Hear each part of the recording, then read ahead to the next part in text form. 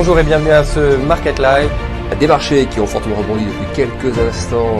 Les investisseurs chinois, donc des hausses extrêmement importantes. S&P, le Nasdaq, là tous les niveaux qu'on cherchait hier ont été atteints. Des risques toujours, Pas mal de stress intense sur les marchés. mais un optimisme sans faille.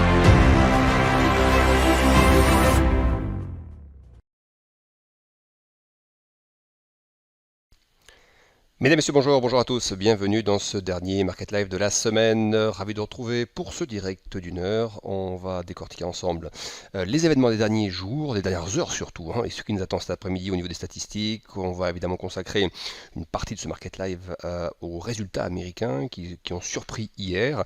Alors surpris, je dirais pas, oui ça a surpris pour Amazon, peut-être un petit peu moins pour Apple parce que on avait effectivement toujours ces questions de pénurie. C'était justement un test de savoir si les grands groupes comme Apple pouvaient sécuriser leur approvisionnement en puces et composants et autres.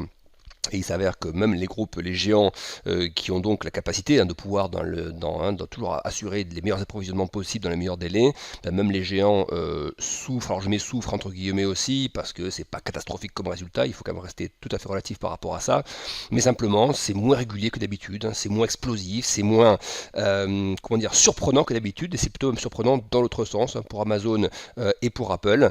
Donc on va en reparler, parce que ça pèse un petit peu sur la tendance ce matin, il n'y a rien de dramatique non plus, toujours bien mesurer l'impact des événements sur les marchés, bien surtout surveiller les gros niveaux, c'est ça qui compte, on a nous par rapport aux niveaux importants. Et donc, c'est ce que nous allons voir dans la partie qui arrive, une partie macro, une partie technique ensuite, pendant 45 minutes. Et évidemment, vos questions, comme tous les jours, sont les bienvenues sur le chat YouTube à votre disposition. Et puis également, je vous invite, pour ceux qui le souhaitent, à revoir le Market Live en replay. Vous savez que c'est disponible sur la chaîne YouTube d'IG, sur le site web d'IG également, et puis les comptes Twitter également, pour nous suivre toute la journée en dehors des Market Live. Vous avez mon compte, le compte Abaradez, vous avez également le compte IG France. Sur LinkedIn également, je vous invite à me rejoindre pour ceux qui n'y sont pas encore, où je poste des replays comme ça en intervention, des articles, des rédactions d'articles. Je les mets sur LinkedIn également. Donc n'hésitez pas à me rejoindre pour ceux qui le souhaitent. Ravi donc de vous retrouver pour ce dernier Market Live. Je serai ensuite en congé pendant une semaine. Donc dernier Market Live que nous faisons avant une semaine. On commence tout de suite avec la partie macro de ce live. On va commencer donc avec la tendance en Europe ce matin. Donc peu de secteurs dans le vert, l'énergie, les financières. Alors assez logiquement, j'ai envie de dire les financières par rapport aux taux, les taux qui se maintiennent bien, en rapport avec la conférence de presse de la Banque Centrale Européenne hier, où Christine Lagarde n'a pas réussi finalement à contenir le marché. Alors quand je dis elle n'a pas réussi à contenir, elle n'a pas réussi à contenir le marché obligataire, c'est-à-dire qu'elle n'a pas réussi à convaincre le marché obligataire que tout ce que nous voyons actuellement n'aura pas de conséquences sur l'inflation plutôt à moyen terme et le pricing que font les marchés par rapport au niveau des taux. On l'a bien vu d'ailleurs, la réaction première du marché obligataire, ça a été de lifter les taux assez rapidement hier, un taux 10 ans allemand qui a pris quasiment 7-8 points de base par rapport à ses points bas intraday, on a un 10 ans italien qui montait sur des niveaux sur des plus hauts depuis 5 mois. Donc on voit que le sentiment a été clairement au relèvement des taux hier. L'euro d'ailleurs, regardez, l'euro est également reparti à la hausse. Donc tout ce qui accompagne en fait un marché qui pense qu'effectivement l'inflation progresse en zone euro et que ça va rester effectivement plus longtemps que prévu, c'est ça que le marché a pricé hier. Alors attention, Christine Lagarde a quand même dit hier que l'inflation serait plus durable que ce qui était prévu. Alors je vais essayer de reprendre ces termes, mais je ne vais pas faire trop longtemps sur Christine Lagarde parce que je vous ai mis pas mal de choses hier sur Twitter directement durant sa conférence de presse. Elle a quand même donc reconnu ce que tout le monde supposait ou tout le monde pricé en tout cas ou anticipé, à savoir une inflation, vu les niveaux que nous avions actuellement et les progressions, qui ne seraient pas forcément aussi transitoires que cela, en indiquant aussi qu'elle continue de voir l'inflation évoluer sous l'objectif à moyen terme. Et c'est là qu'effectivement le marché n'est pas vraiment d'accord avec elle. Rappelez-vous les anticipations d'inflation moyen terme en zone euro, qui priçaient 2,10 hier matin. Alors ce matin, elles sont un peu de retour quand même sous les 2%, mais hier matin, elles évoluent encore au-delà de 2%. Et malgré le fait que la BCE répète depuis des mois qu'elle continue de voir l'inflation évoluer sous l'objectif de 2% à moyen terme. Même si à court terme, nous y sommes au-dessus de 2% largement, même on a 3,4% d'inflation en zone euro, c'est largement au-dessus, mais là, Christine Lagarde parle du sentiment à moyen terme d'inflation, et c'est là qu'il y avait une divergence entre ce que le marché priçait, clairement, et le marché, lui, était convaincu qu'on allait rester au-dessus de 2% à moyen terme, ce que priçait le swap d'inflation 5 ans dans 5 ans, et Christine Lagarde, elle, soutenait un petit peu l'inverse. Et donc, elle a quand même reconnu que la phase actuelle d'inflation, pour reprendre ces termes, durera plus longtemps que prévu. Et je vous le disais donc, hein, le banquier central ne reconnaîtra jamais que il s'est trompé. Il dit oui, ça durera plus longtemps que prévu, mais il ne dit pas on s'est trompé dans notre estimation. Ça, parfois, c'est pas mal de le dire pour le marché, même si c'est une façon de reconnaître les choses. Mais les banques centrales anticipaient des niveaux d'inflation bien plus faibles et moins durables il y a encore quelques mois. Donc, pourquoi je dis que c'est pas mal de le reconnaître? On peut le reconnaître et puis dire, bah oui, la politique monétaire doit quand même être ajustée aussi en fonction de cela. Si on a un scénario il y a 6 mois, il y a 8 mois, qui est que l'inflation va être très transitoire, quelques mois simplement, et ne pas excéder certains niveaux, quand l'inflation est plus durable et excède certains niveaux, il n'y a pas de... Enfin, l'accident monétaire, on ne parle pas de relever les taux dans 3 mois. On parle d'abord d'ajuster les achats d'actifs. Alors, le raisonnement, c'est de dire, ouais, mais les achats d'actifs, ils n'y sont pour rien dans les problèmes d'approvisionnement. C'est ça qui lifte les prix. C'est ce que Christine Lagarde a dit hier, en gros. En gros, le manque de matériaux, de main-d'œuvre, ça freine la production, donc il y a de la rareté, ça fait grimper les prix, ça monte aussi en raison de l'énergie. Tout ça, on le sait. Mais qu'est-ce qui fait aussi qu'on a une rareté sur les composants ou autres? Bien sûr qu'il y a des problèmes logistiques, les problèmes liés au Covid, dans certains ports, etc. Mais il y a aussi le fait qu'en face, la demande est forte. Et pourquoi la demande est forte? La demande est forte parce que quand vous n'avez pas perdu votre emploi pendant la crise, quand vous avez même eu un niveau d'épargne moyen qui s'est accru pendant une crise, ce qui est évidemment totalement contre-cyclique en fait. Une crise, vraiment, ça doit faire baisser les niveaux d'épargne, etc. Donc, tasser un peu la demande, voilà. Donc, il faut s'en réjouir. Moi, je me réjouis largement que les banques centrales aient permis aux économies d'être maintenues en place, que les entreprises aient pu continuer à être payées même si elles ne tournaient pas. Idem pour les salariés. Mieux vaut ça qu'une récession profonde dans laquelle tout le monde est malheureux. Simplement, il faut aussi reconnaître ensuite que ce qu'on a pu faire, qui est une très bonne chose pendant la partie aiguë de la crise, ensuite a des effets secondaires qui sont que ça a généré peut-être une survolonté à un moment donné de rattraper tout ça, en fait, de consommer, etc., parce qu'on a beaucoup d'épargne. Et ça, par contre, aussi, parce qu'il y a beaucoup de demandes sur plein de choses, l'immobilier, etc., ben, ça crée une rareté des matériaux, parce que tout le monde veut la même chose en même temps. Donc il y a quand même un rôle de la politique monétaire dans l'appétit de consommation qui n'est pas seul responsable des problèmes de pénurie, mais qui en est en partie responsable. Voilà. Et donc, ça, on n'entend pas de la bouche des banquiers centraux. Or, c'est bien de le dire. On peut dire, oui, la politique a peut-être été un peu excessive et il est nécessaire de corriger ça par un tapering. Voilà. Mais comme toujours, le banquier central ne vous dira jamais, je me suis trompé. Et on a peut-être mis plus qu'il ne fallait en termes de liquidité et que maintenant, il est temps de faire un petit peu marche arrière. Les propos, encore une fois, hier de Christine Lagarde ont été dovish. Le contexte global, tout ce qu'elle a dit, vous voyez, je vous ai mis ses principales phrases de la BCE hier, ça reste une tonalité parfaitement accommodante. On n'a pas eu du tout l'impression qu'on parlait de taux, qu'on parlait... Même Christine Lagarde a dit le marché est trop agressif. En gros, elle a dit aucun membre de la BCE ne soutient les hypothèses du marché. Ces fameuses hypothèses que je vous montre plus sur la Fed en ce moment, on va le voir dans quelques instants, mais vous savez, les hypothèses, ça par exemple pour la Fed, vous voyez, les anticipations de probabilité de hausse de taux, on a les mêmes en Europe. Alors, je ne les ai pas sous le coude pour l'Europe, je les ai pour les États-Unis, mais c'est de ça dont parlait Christine Lagarde pour l'Europe. En gros, ces probabilités aussi pour les redressements de taux, vous avez les mêmes en Europe, à savoir que le marché price déjà des redressements de taux dès 2022, la BCE nous dit non, nous, nos analystes internes, nos économistes, ne prévoient pas ça du tout. Oui, donc il y a cette divergence encore très forte entre d'un côté ce que price le marché et de l'autre côté le message envoyé par la Fed. Et bien pourquoi le marché price ça? Il price ça parce qu'il voit comment évoluent les prix de l'immobilier, des matières premières, des composants, etc. Le seul argument qui pour l'instant effectivement va en faveur de Christine Lagarde, mais qui arrive tard finalement, ça arrive mais après qu'elle nous ait dit l'inverse, c'est qu'on voit qu'effectivement on a le prix du gaz qui retombe, oui, on va en parler un petit peu de ça, vous voyez, le charbon en Chine qui retombe, le transport maritime également, vous voyez actuellement le prix qui retombe. Alors le prix des matières premières globalement, lui ne retombe pas trop par contre, vous voyez, c'est quelques matières premières sporadiquement comme ça, alors attention que c'est un graphique qui est très dézoomé que vous avez ici, mais effectivement, normalement, nous pourrions avoir là pendant quelques temps quand même, vu que la hausse a quand même été assez spectaculaire à court terme, on pourrait très bien voir, vous voyez, des matières premières, on le voit un peu sur le pétrole, on le voit sur le gaz également, regardez, je vous mets je vous en parlerai après, ça c'est le gaz en Europe, les différents contrats de gaz, Amsterdam, Francfort, etc., que vous avez sur le gaz européen, on voit qu'effectivement ça se détend quand même pas mal par rapport au pic que vous aviez ici. Attention, on revient juste au niveau de mi-septembre, et souvenez-vous d'ailleurs, c'est cette envolée mi-septembre, souvenez-vous, regardez le décrochage des marchés qu'on avait eu sur les parties européennes, la partie américaine, c'est 6, 7, 8% selon les marchés de baisse qu'on avait eu, sont arrivés ici, dans la phase explosive de hausse des prix de l'énergie. Donc ça, effectivement, ça va dans le sens effectivement de la BCE qui est de dire, attention, il y a aussi une petite partie du pic d'inflation qu'on voit lié aux matières premières. Ok, mais si on revient sur ce graphique-là, voilà, la question aussi, c'est de dire, est-ce que, ok, on a eu ça dans le volet donc, sur les matières premières dans leur ensemble. Historiquement, on a connu beaucoup plus. Oui, c'est aussi une manière de dire, attention, oui, les matières premières, là, sont chères, donc elles peuvent se tasser un petit peu. Est-ce que pour autant, on repart pour un scénario de rechute à 80, vous voyez, sur des niveaux qu'on avait en 2016, 2017 ou autre? Je suis un peu moins convaincu. Qu'on ait un marché de matières premières qui respire, qui s'ouvre, ce que nous sommes déjà en train un peu d'avoir, sur le cuivre, le gaz, etc. Oui, ça ne sort pas encore trop ici. Hein. Il faudrait qu'il y ait plus de matières premières qui embrayent le pas pour avoir des choses un peu plus descendantes comme ça. Donc il est possible qu'on fasse une petite pause, mais de là à dire il y a beaucoup de place à la baisse pour que les matières premières refluent très largement, très fortement et très durablement, ça il y en a un petit peu moins. Oui, donc il y a quand même des composantes, et même les pareils pour les pénuries. Les pénuries ne vont pas s'arrêter du jour au lendemain. Donc vous voyez, on est quand même sur un schéma où la BCE n'a pas pu prévoir, la Fed non plus. Ils se sont plantés, il faut reconnaître, hein, ils se sont plantés sur les anticipations d'inflation, ça déborde largement en 2022 et ça va tenir une bonne partie de 2022. Simplement maintenant, les matières premières, certaines d'entre elles commencent à refluer un petit peu, donc ça va dans le sens des banquiers centraux, mais j'ai envie de dire, ça leur sauve un peu la mise là depuis quelques semaines. Mais tout ce qu'il y a eu auparavant, ils ne l'ont pas prédit et n'ont pas vu arriver.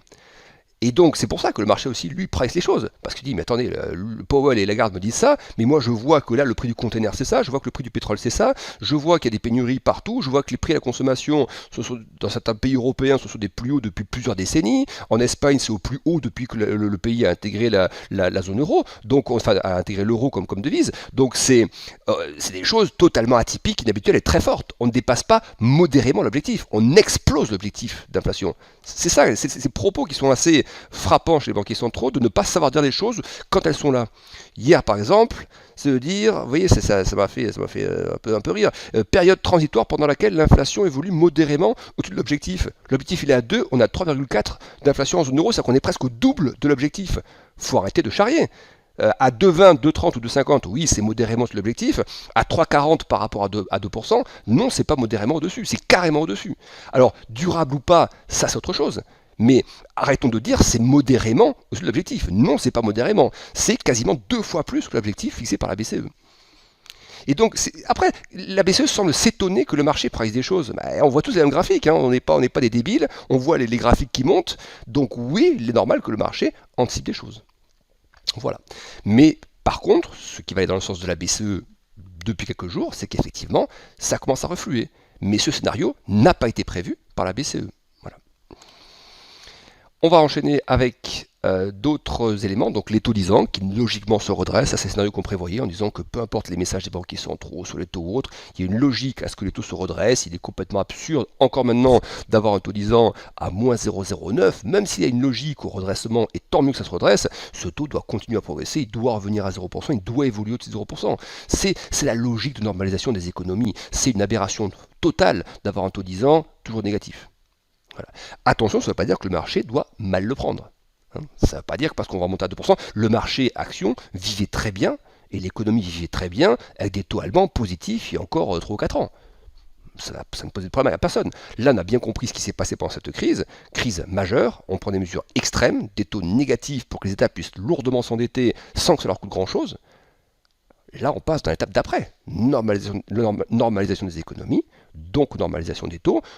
Mais peut-être volonté quand même de certains États, sans forcément le dire, de laisser les prix chauffer un peu, parce qu'une inflation qui grimpe, c'est une dette qui est attaquée, qui baisse. Et donc on peut continuer à mettre en place des mesures de soutien et à maintenir comme ça un niveau d'accommodation important, sans que ça coûte grand-chose. Il est évident que les États préfèrent avoir effectivement des taux 10 ans à moins 0,09 qu'un taux 10 ans à 2%, évidemment. Mais par contre, dans une économie qui se reprend, les mesures de soutien doivent commencer à être beaucoup moins fortes. Et donc le stock de dette, lui, oui, il bénéficiera, notamment la dette récente, bénéficiera de cette inflation qui progresse, mais c'est un jeu, comme toujours, l'inflation est un jeu dangereux. Ça peut rendre des services sur la dette, très clairement, c'est dangereux d'un point de vue social, stabilité sociale. Ça, tous les responsables politiques en ont conscience, et plus particulièrement en période préélectorale. Donc on est dans une phase où on ne peut pas voir les taux repartir à la baisse durablement, ça peut faire un peu comme ça, vous voyez, pendant quelques jours, voilà, mais la logique veut que le taux 10 ans reparte vers les Allemands, reparte vers les 0% et au-delà, donc que le 10 ans français progresse, que le 10 ans italien, ce qu'il a fait hier, progresse, etc. etc. Voilà. Et c'est pas forcément mortel pour les marchés, encore une fois. Encore une fois, le marché, c'est très bien que l'argent gratuit, même si à mon avis il est un peu moins gratuit, et que vous avez des taux qui progressent de 25 points de base ou 50 points de base, Je suis pas sûr que ça freine beaucoup le crédit conso. Oui, ça peut commencer à toucher un peu la partie immobilière, mais est-ce que c'est une mauvaise chose? Dans certaines villes, les prix sont partis complètement en cacahuète, et donc à un moment donné, il est aussi normal que ça se tasse aussi un petit peu sur l'immobilier. Bien sûr que c'est plaisant de voir son bien immobilier prendre 20 ou 30% de valeur en l'espace de quelques années, mais pour les primo-accédants, c'est un vrai problème. Et il faut reconnaître encore une fois ceux qui ont un stock immobilier, ceux qui n'en ont pas. Voilà, donc à un moment donné, là, les responsabilités politiques, c'est de s'assurer qu'il y en ait pour tout le monde. Qu'on ne s'appauvrisse pas si on achète un bien immobilier, mais qu'on puisse toujours en acheter un par rapport à son niveau de revenu. Donc ce serait pas mal, oui, que les taux remontent un petit peu et que le marché immobilier se calme un petit peu aussi en termes de prix par contre. Et ces deux problématiques séparées, on peut aussi dire qu'il faut des mises en chantier beaucoup plus nombreuses, et ça participera aussi au tassement des prix de l'immobilier. La France a aussi ce problème chronique, comme beaucoup de pays, de ne pas assez construire, et c'est ça aussi qui tient les prix à la hausse. Donc ça, plus une politique accommodante, c'est ce qu'il y a de pire, quoi. Des taux hyper bas, donc qui favorisent l'envolée des prix, parce que tout le monde achète et peut s'endetter à long terme, etc., plus un déficit de construction. Voilà, il faudrait déjà aussi commencer, au niveau des politiques, par la construction plus importante. Beaucoup plus construire partout pour qu'il y ait plus de biens disponibles. Et à ce moment, on sera moins embêté par ces problématiques de liquidité et de taux. Voilà pour ce qu'on peut dire ce matin sur la partie macro. Qu'est-ce que je voulais vous dire d'autre? Oui, un petit comparatif, ça on l'avait fait il y a quelques jours, on va le refaire maintenant. Toujours donc, alors j'ai vu que ce matin, apparemment, j'ai pas eu le temps de creuser, mais j'ai vu une source indiquant qu'apparemment Evergrande aurait, mais je mets tout ça au conditionnel, il faut que je revérifie derrière, aurait remboursé aussi l'échéance, donc qui était due le 29 septembre, qui n'a pas été due le 29, mais période de grâce de 30 jours, c'est maintenant, on arrive à la fin de cette période de grâce, et semble-t-il, j'ai pas eu de confirmation officielle, mais semble-t-il, ça a été quand même remboursé par Evergrande. Je mets tout ceci avec beaucoup de précautions, j'ai vu passer vite fait ce matin d'informations là-dessus, je ne l'ai pas creusé, donc je vous donne simplement le bruit que j'ai vu passer ce matin, mais à confirmer quand même. Je vous mets donc ces deux courbes à l'écran, ces deux courbes c'est quoi? C'est d'un côté le high yield américain, c'est la valeur des obligations d'entreprises aux États-Unis, les entreprises, donc les obligations high yield à haut rendement. Donc elles avaient décroché un petit peu depuis mi-septembre, elles ne se sont pas complètement reprises, vous voyez. C'est-à-dire qu'autant le marché action lui est reparti, autant la valeur des obligations high yield, donc la dette d'entreprise la plus à risque, ne s'est pas complètement reprise. Voilà. Donc on note ça, je ne vous mets pas ça le jaune pour vous dire que le marché va se faire pareil, c'est pas le propos. C'est simplement de dire voilà ce qui se passe en Chine. Et on voit que ça repart un peu à la baisse aussi en Chine. Vous voyez, ça s'est un peu amélioré ici, ça repart un petit peu à la baisse. Donc ça, il faut quand même surveiller. Je ne vois pas de contagion majeure entre ça et ça. Je ne crois pas trop. Simplement, on note quand même qu'on n'est pas, vous voyez que le marché action est reparti un peu vite. Enfin, vite. Il est reparti, pas le high yield. Mais on sait qu'il peut y avoir des activités qui ne sont pas immédiates. Le marché action peut repartir, et puis le high yield se redresse, parce que Evergrande rembourse, parce que le high yield chinois remonte, et hop, on remonte ici sur la partie américaine aussi, vous voyez. Il ne faut pas regarder ça en disant ça va faire ça. On regarde les deux, comment les deux se comportent. On note qu'on est parvenu sur le sommet, donc ça on le note. Que le marché action lui est revenu, donc est-ce que le yield US va suivre ou pas? Voilà, c'est un peu ça. Est-ce qu'il va suivre le marché action et le rebond du marché action ou pas? Et comment se comporte donc le yield chinois aussi pendant ce temps-là?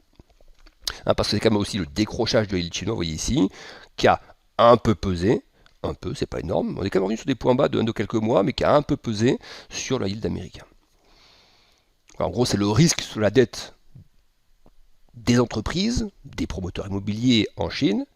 Est-ce que ce risque se propage à l'économie américaine, enfin aux entreprises américaines, très très très légèrement ici, mais pas plus. Voilà, donc c'est pas une vraie contagion, c'est pas le terme. Il y a une petite influence, mais pas de contagion. Et le gaz qui se détend toujours en Europe, donc ça c'est favorable, c'est bien pour l'économie, c'est bien aussi pour la question des banquiers centraux, ils n'ont peut-être pas besoin de trop appuyer sur le champignon, mais encore une fois, moi j'ai toujours un peu de mal, je sais que les banquiers centraux, une fois, il faut leur donner ce qui est à eux. Ils ont fait un super job pendant la crise Covid. Sans ça aurait été une catastrophe économique, récession profonde, des emplois qui n'auraient jamais été recouvrés, etc. Donc on ne peut pas leur retirer ça. Heureusement qu'ils ont été là pour le bien de tous. Ensuite, c'est la vitesse et le montant des achats d'actifs qui, selon moi, a été trop élevé ces derniers mois, qui ne correspondait pas aux signaux de réouverture de l'économie. Mais comme ils sont apparemment tétanisés par le risque d'une erreur monétaire, tout le monde se souvient de ce qu'avait fait Trichet, Jean-Claude Trichet donc, en 2011, on a l'impression que c'était un peu le truc que personne ne veut renouveler. Sauf que là, il ne faut pas oublier que la crise Covid a été fulgurante, mais les mesures prises en face ont été fulgurantes, vous voyez. Donc, il faut que cette réactivité soit un peu symétrique. C'est-à-dire que si on réagit hyper vite quand il y a une crise, quand les signaux de cette crise se dissipent, et ça a été assez rapidement dissipé au premier semestre, il n'est pas anormal d'avoir une banque centrale qui dissipe aussi un peu ses mesures.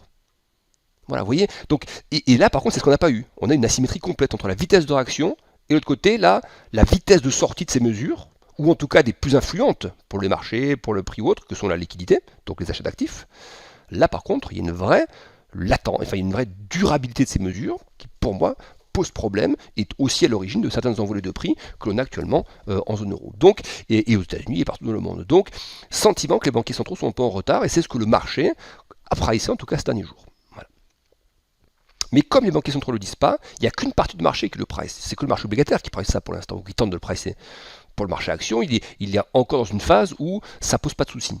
Mais j'ai envie de dire, le marché action n'est pas censé réagir négativement forcément à ça. La question que je me pose simplement, c'est est-ce que le marché action a joué jusqu'au bout les messages accommodants, et tant qu'on n'aura pas de messages moins accommodants, on va continuer à jouer à les taux bas, ou est-ce qu'à un moment donné, le marché action peut s'inquiéter un petit peu que les taux puissent remonter un peu plus vite, en Allemagne, en France, etc., et donc, vous voyez, connaître une phase un peu turbulente encore quelques temps. Pour autant, je ne crois pas au choc de marché. C'est-à-dire, je ne crois pas à une... et vous voyez, on le disait hier sur le DAX, par exemple. On disait, on ne serait pas étonné de voir un DAX qui retomberait vers les 15 500. Vous voyez, sur ces schémas toujours de pénurie, de résultats d'entreprise qui sont un peu décevants, etc., de taux qui remontent. On l'a sur le DAX, vous voyez. Pour autant, c'est pas la fin du monde. Voilà. Donc, c'est ce genre de choses que je pense qu'on peut voir encore un peu se prolonger. Voilà. Mais ce n'est pas des choses qui me paraissent être cassantes à la baisse. Je ne vois pas de risque de cassure longue durable. Des petits accidents temporaire, oui, mais sans grosses conséquences tendancielles. Voilà à peu près toujours le niveau de risque que je perçois pour la partie européenne. Voilà. Pour la partie américaine, un peu pareil. Hein, une consolidation des indices américains ne serait pas malvenue dans le contexte actuel. C'est pas pour autant qu'on pense qu'à faire moins 20. Une consolidation, on se prend deux vagues de entre moins 5, moins 10, deux fois coup sur coup, et puis on latéralise encore un peu plus, et on remonte, vous voyez, c'est pas bien méchant encore une fois, hein. Quand vous avez des hausses spectaculaires de 80-90% en l'espace de quelques mois, vous pouvez respirer de 10% à une ou deux reprises, sans que ce soit perçu comme vous voyez, une menace forte sur le marché. Ça, on va en parler donc dans la partie graphique qui arrive tout de suite. Petit détour par le chat pour répondre à vos questions, et j'enchaîne avec la partie graphique tout de suite. Comment expliquer la montée de l'eurodoll? Ben justement, ça on en parlait longuement les jours précédents. Moi je disais justement attention à à ce pricing du marché qui semble avoir oublié le fait que la BCE va aussi devoir normaliser. Et je pense que l'eurodoll, alors vous me direz ben justement pourquoi l'euro a rebondi alors que Christine Lagarde est restée accommodante? Mais parce que le marché justement n'est pas idiot. Il a beau entendre une banquière centrale qui lui dit le marché se trompe dans ses anticipations, etc. Il voit bien l'environnement de prix dans lequel évolue la zone euro. 3,4% d'inflation sur les derniers chiffres, c'est pas 2%, c'est pas 1,5%. Des anticipations d'inflation moyen terme qui montent à 2,10, donc vraiment sur du moyen terme, moyen long terme presque. Eh bien, ça veut dire qu'on passe au-dessus de l'objectif, là aussi moyen terme, de la BCE. Donc, c'est ça que le marché voit. Il voit l'environnement de prix dans lequel on évolue. Il voit que les questions de pénurie, parce que les entreprises le disent.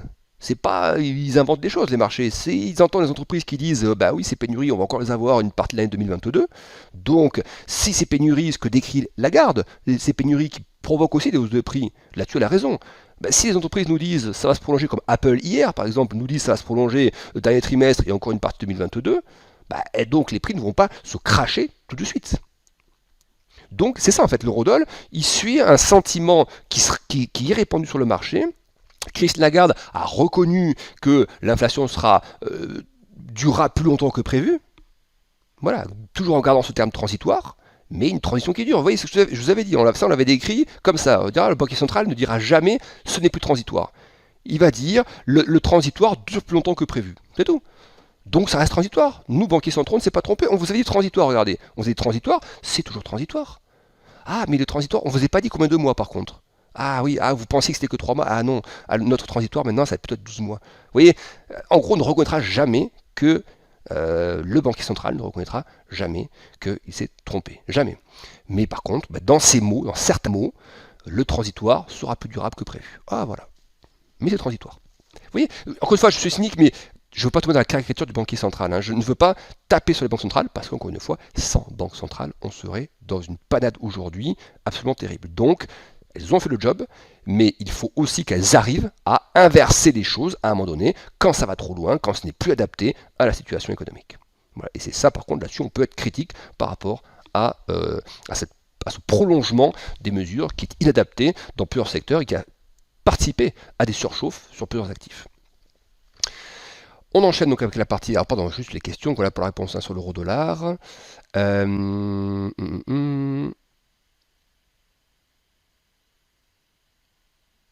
Nota bene, la prévision des goulots d'étranglement, pas évident non plus, c'est pas de leur faute, c'est les industriels et les gouvernements. Alors, ouais, non, je suis pas là-dessus sur le... C'est pas tellement les gouvernements ils sont absolument pour rien sur les questions de pénurie.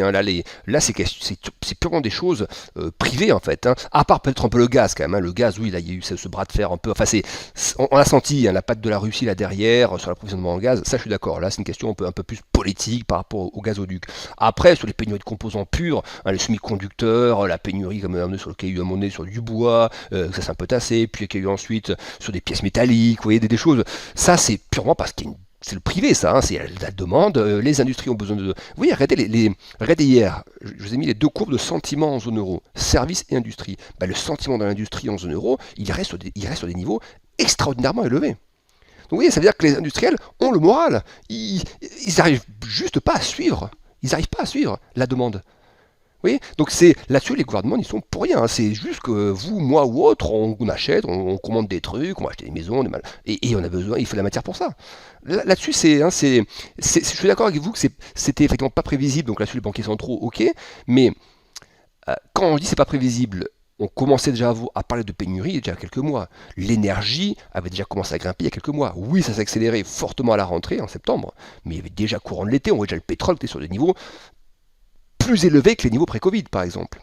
Donc c'est en ça que je trouve que le discours de Jérôme Powell à Jackson Hole était une farce. Ce discours où on ne dit rien, que tout est transitoire et on reste accommodant, c'était une vraie farce. Là, c'était le danger. C'est là qu'il fallait dire les choses. Il fallait dire, oui, attention, on surveille quand même l'énergie, on surveille quand même les salaires, on surveille tout ça. Voilà. Et regardez, la différence entre le discours de Powell, il y a quelques jours, et la différence, il y a à peine 2 mois à Jackson Hole. Pourtant, il y a 2 mois, la situation était déjà très perceptiblement haussière sur l'énergie, sur les questions de pénurie ou autres. Donc voilà. Merci pour vos questions. Autre question, pardon, j'ai pas eu de Sophie.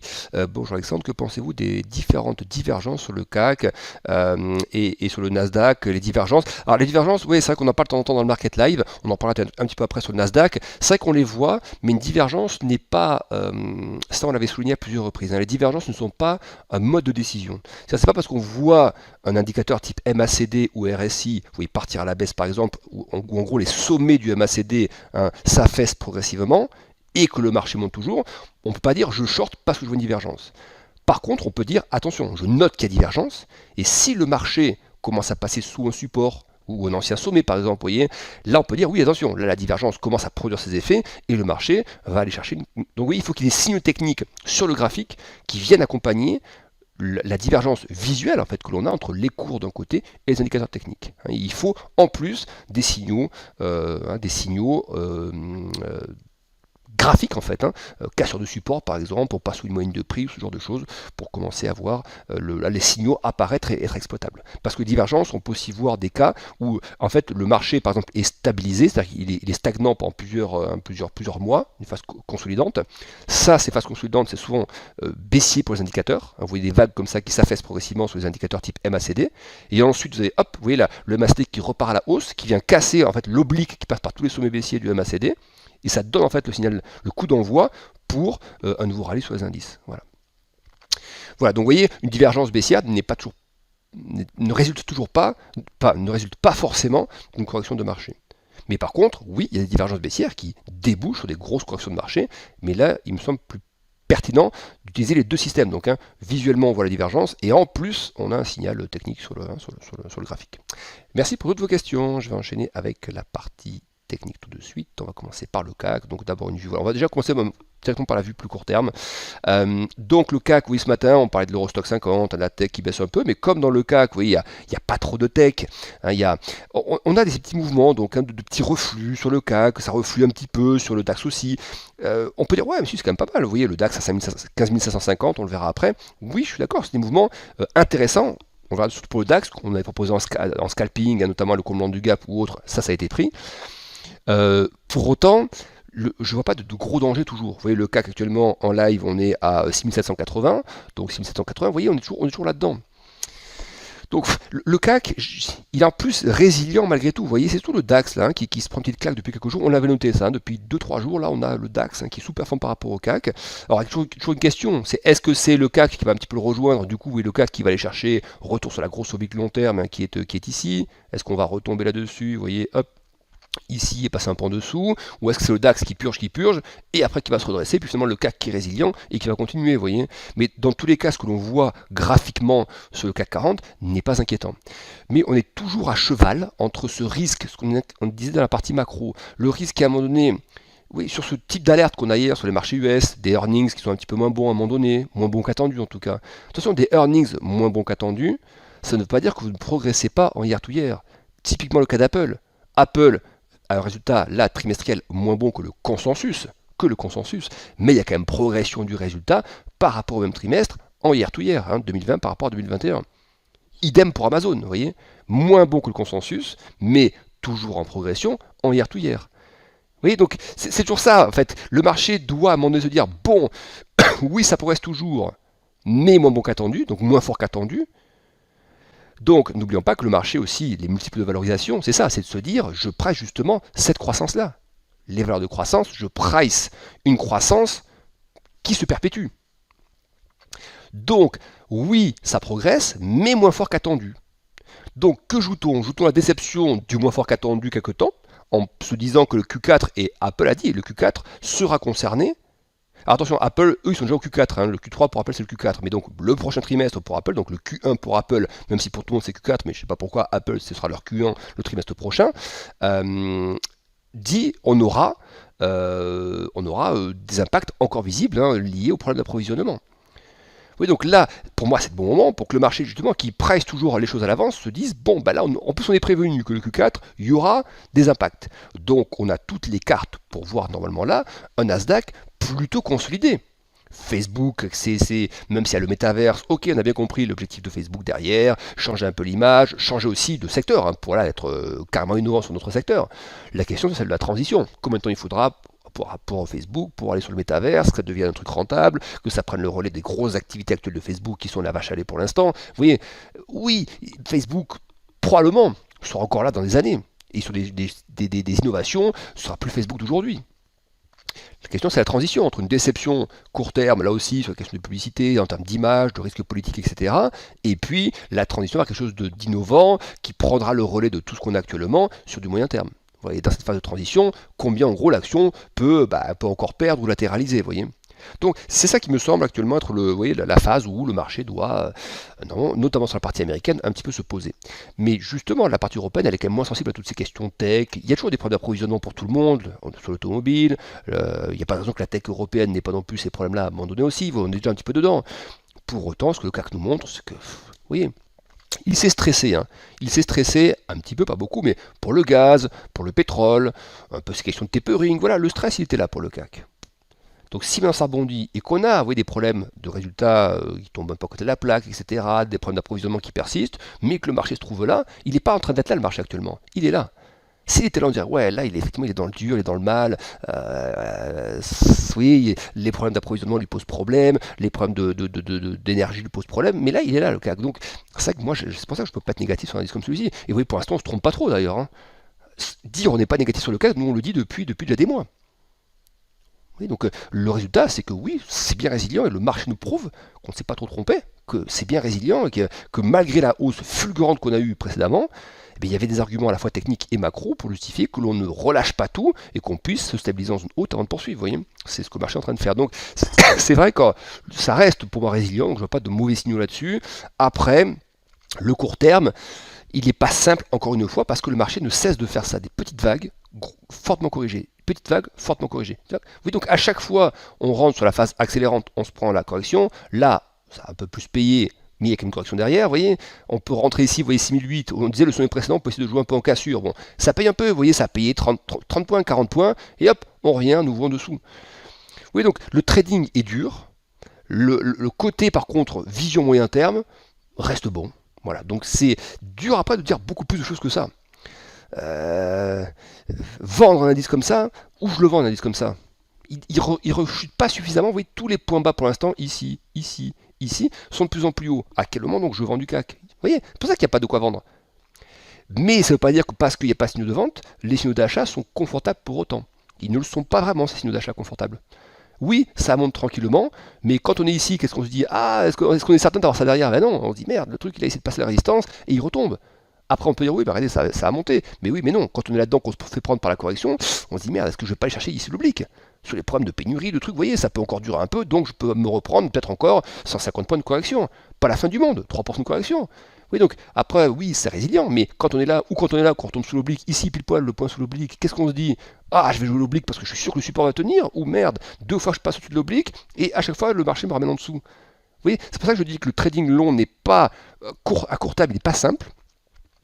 Chose que l'investissement moyen terme vient gommer parce qu'on n'a pas ces problèmes de court-termisme. Mais le trader court terme, là pour l'instant, il se fait quand même régulièrement reprendre ses gains. Soit il sort à zéro, soit, vous voyez, mais c'est pas très, vous voyez, c'est pas ça, c'est pas un engouffrement aussi. On n'est pas sur une phase d'engouffrement, voilà. Et on a la même problématique sur les marchés américains, ça ne s'engouffre pas à la hausse. Donc, ça ne s'engouffre pas à la hausse, donc on se dit, bon, effectivement, là, on peut être long ici, puis dire, ouais, ça patine un peu dans la choucroute, donc que fais-je? Si je suis trader court terme, qu'est-ce que je fais? Oui, moi je sais, on peut tenter là, le sommet ici, on tente de le prendre à cassure, etc. Mais dès que ça retombe par contre sur le point précédent, mieux vaut, pour le trader je parle, mieux vaut sortir à zéro. Même si tu as un gain latent de 40 points, pensant que, et on peut légitimement le penser, que le marché peut d'un seul coup accélérer et aller ici. Vous voyez, si on avait des bons résultats hier sur Apple, que Apple ne se montrait pas inquiet sur les approvisionnements ou autres, aujourd'hui, on serait probablement peut-être à 6850 ou 6009. Oui, donc dire je tente que ça casse, j'y vais, mais par contre, quand ça retombe ici, c'est là que je pense que le trader doit être méfiant. Parce que même si à moyen terme il n'y a pas de doute majeur, là on est en train de. Les cassures sont annulées, sont stérilisées assez rapidement. Voilà. Donc mieux vaut sortir à zéro et quitte à reprendre son trade, oui, sur une nouvelle accélération. Et à un moment donné, ce sera la bonne. Vous voyez, une fois, deux fois, trois fois, vous prendrez la bonne, et là il n'y aura plus de marche arrière, le marché vous amènera ici 140 points plus haut, et puis continuera de monter ensuite, parce que comme il était résilient et il commence à repartir, après c'est le bon, c'est le wagon qui va faire 10% derrière, vous voyez. Donc c'est comme ça que je verrai la méthode. Tenter sur les sommets, mettre des stops effectivement sur les points hauts précédents. Vous voyez, donc là c'est plus rentrer maintenant, c'est te dire plutôt j'attends que ça remonte à 6008 en trading ou en swing et je vais essayer de prendre la cassure qui m'amènera ici. Voilà. Et je mettrai à ce moment le stop sous le précédent sommet qui est ici, vous voyez, pour me protéger d'un pullback ou autre. Faut-il shorter? Ceux qui veulent tenter, mais là pour ça il faudrait qu'il y ait des signaux plus dangereux sur la partie américaine. Mais vous voyez, si le marché s'arrête là et commence à taper par contre cette oblique ici, il peut y avoir quelques, je veux dire, short stratégique très court-termiste. Vous voyez, on se dit, tiens, bah là, il s'essouffle un peu, il retombe encore sur l'oblique, donc finalement, il s'est retombé souvent, une fois, deux fois, trois fois, vous voyez, il s'essouffle, il retombe là. Si les US, vous voyez, sont plus volatiles, le VIX, ce matin, il est à 17,5, le VIX. Il monte de 6% ce matin. Si le VIX monte à 18,19, hein, et que le CAC, boum, commence à retomber par là, ouais, on peut se dire aussi, ouais, ça s'essouffle, un peu au-dessus quand même de l'oblique, et pourquoi pas tenter une petite réintégration. Vous voyez, et là, à ce moment-là, on visera, pas des choses trop gourmandes, mais entre 50 et 100 points, vous voyez, de décélération comme ça, pour revenir un peu dans cette ancienne zone. Voilà. L'oblique, on ne la voit pas, c'est pas qu'elle est mal tracée ici, hein, c'est qu'elle prend origine en novembre et décembre. Et après, on la prolonge et on la retrouve ici, vous voyez. Oui, repasser là sous l'oblique, oui, ça peut être un petit peu au contraire, et là on peut essayer de jouer, vous voyez, en stratégique, court terme, sans se faire de film sur un moins 10, hein. Juste se dire, ouais, les US là sont en train de dériver à la baisse, l'Europe, le DAX est déjà parti, si le CAC commence à embrayer aussi un petit peu, ouais, tiens, on peut avoir un petit. Mais vous voyez, ça reste du contre-tendanciel. Toujours dans une optique, je vais jouer un peu le mouvement de respiration. Voilà, pas un truc où je vais jouer une vague de moins 10, non. Un contre-tendanciel d'un marché qui est quand même bien résilient, qui peut encore connaître quelques vagues un peu comme ça déceptives, mais sans grosses conséquences sur la trajectoire globale qui reste haussière. Voilà. Voilà le topo. Pareil pour le DAX, donc on va accélérer, c'est toujours les mêmes choses pour le DAX aussi, sauf que le DAX, lui, il nous a offert une petite prise. Vous voyez, on disait, voilà, on peut essayer d'aller chercher le gap, hein, de décélérer, de prendre le gap et essayer de partir un peu vers les 15005 sur signal. Donc hein, on avait dit, voilà, une fois que le marché efface quasiment tout le rebond ici et commence à taper dans la zone du gap ici, on peut essayer d'y aller. Voilà. Donc ça, le compte tendanciel correctif, pullback sur le gap et sur la zone, ça paye. Mais ça paye, vous voyez, c'est pas simple. Ça paye, mais c'est dur. Hein. On n'est pas là à se dire c'est le trade un peu facile, je rentre dedans parce que je suis, vous voyez, comme une sortie de, je sais pas, de zone de consolidation à la hausse, où on est resté 3-4 semaines, on sera à la hausse. Vous voyez, là il y a un peu plus de confort, j'ai envie de dire. Là, pourquoi je dis que c'est pas des trades très confortables? Après, il faut quand même, oui, on proposait de le prendre, hein, ce trade-là, on disait, voilà, le marché, hein, il y a une question de pénurie, etc. Le marché n'a pas passé les 15 008 qui ouvrait la porte ici, il est plus descendant que le CAC, donc s'il revient près de son gap, on peut essayer de prendre le gap et tirer un peu après le mouvement vers les 15 005. Voilà, donc ceux qui ont tenté ça, là, prenez vos gains, ne cherchez pas forcément beaucoup plus à prendre. Après, ça peut aller là, ça peut aller bien sûr, mais disons que dans ce mouvement-là, le 15 005, on sait que c'est une vraie zone, si vous voulez. Donc le marché qui vous ramène à quelques dizaines de points du 15 005, le job du pullback est fait. Après, ça peut empirer, ça peut devenir là, ça peut revenir là. Quand je dis empirer, empirer dans un contexte cadré, empirer dans un contexte où on a pris ça et on fait une pause là, vous voyez. C'est ça quand je dis empirer, c'est peut-être empirer là ou empirer là, c'est empirer à court terme, pas empirer avec un truc qui ressemble là, vous voyez. Empirer, peut-être souffler un peu ici, vous voyez, donc revenir un peu ici, voilà. Vous voyez, c'est ce genre de risque que je vois un peu, qui pourrait se concrétiser par rapport à ces questions de pénurie qui persistent, voilà. Questions sur les marges, etc. Au-delà de ça, voilà, je suis pas... Là aujourd'hui, par exemple, qu'est-ce qu'on propose? Vous voyez, une fois qu'on est là, on est à 15 550-60 au moment où on se parle, donc on est ici, hein, on est au même niveau que la capture d'écran. Que faire? Moi, je ne veux pas vous proposer d'essayer de jouer 50 points pour aller là, vous voyez.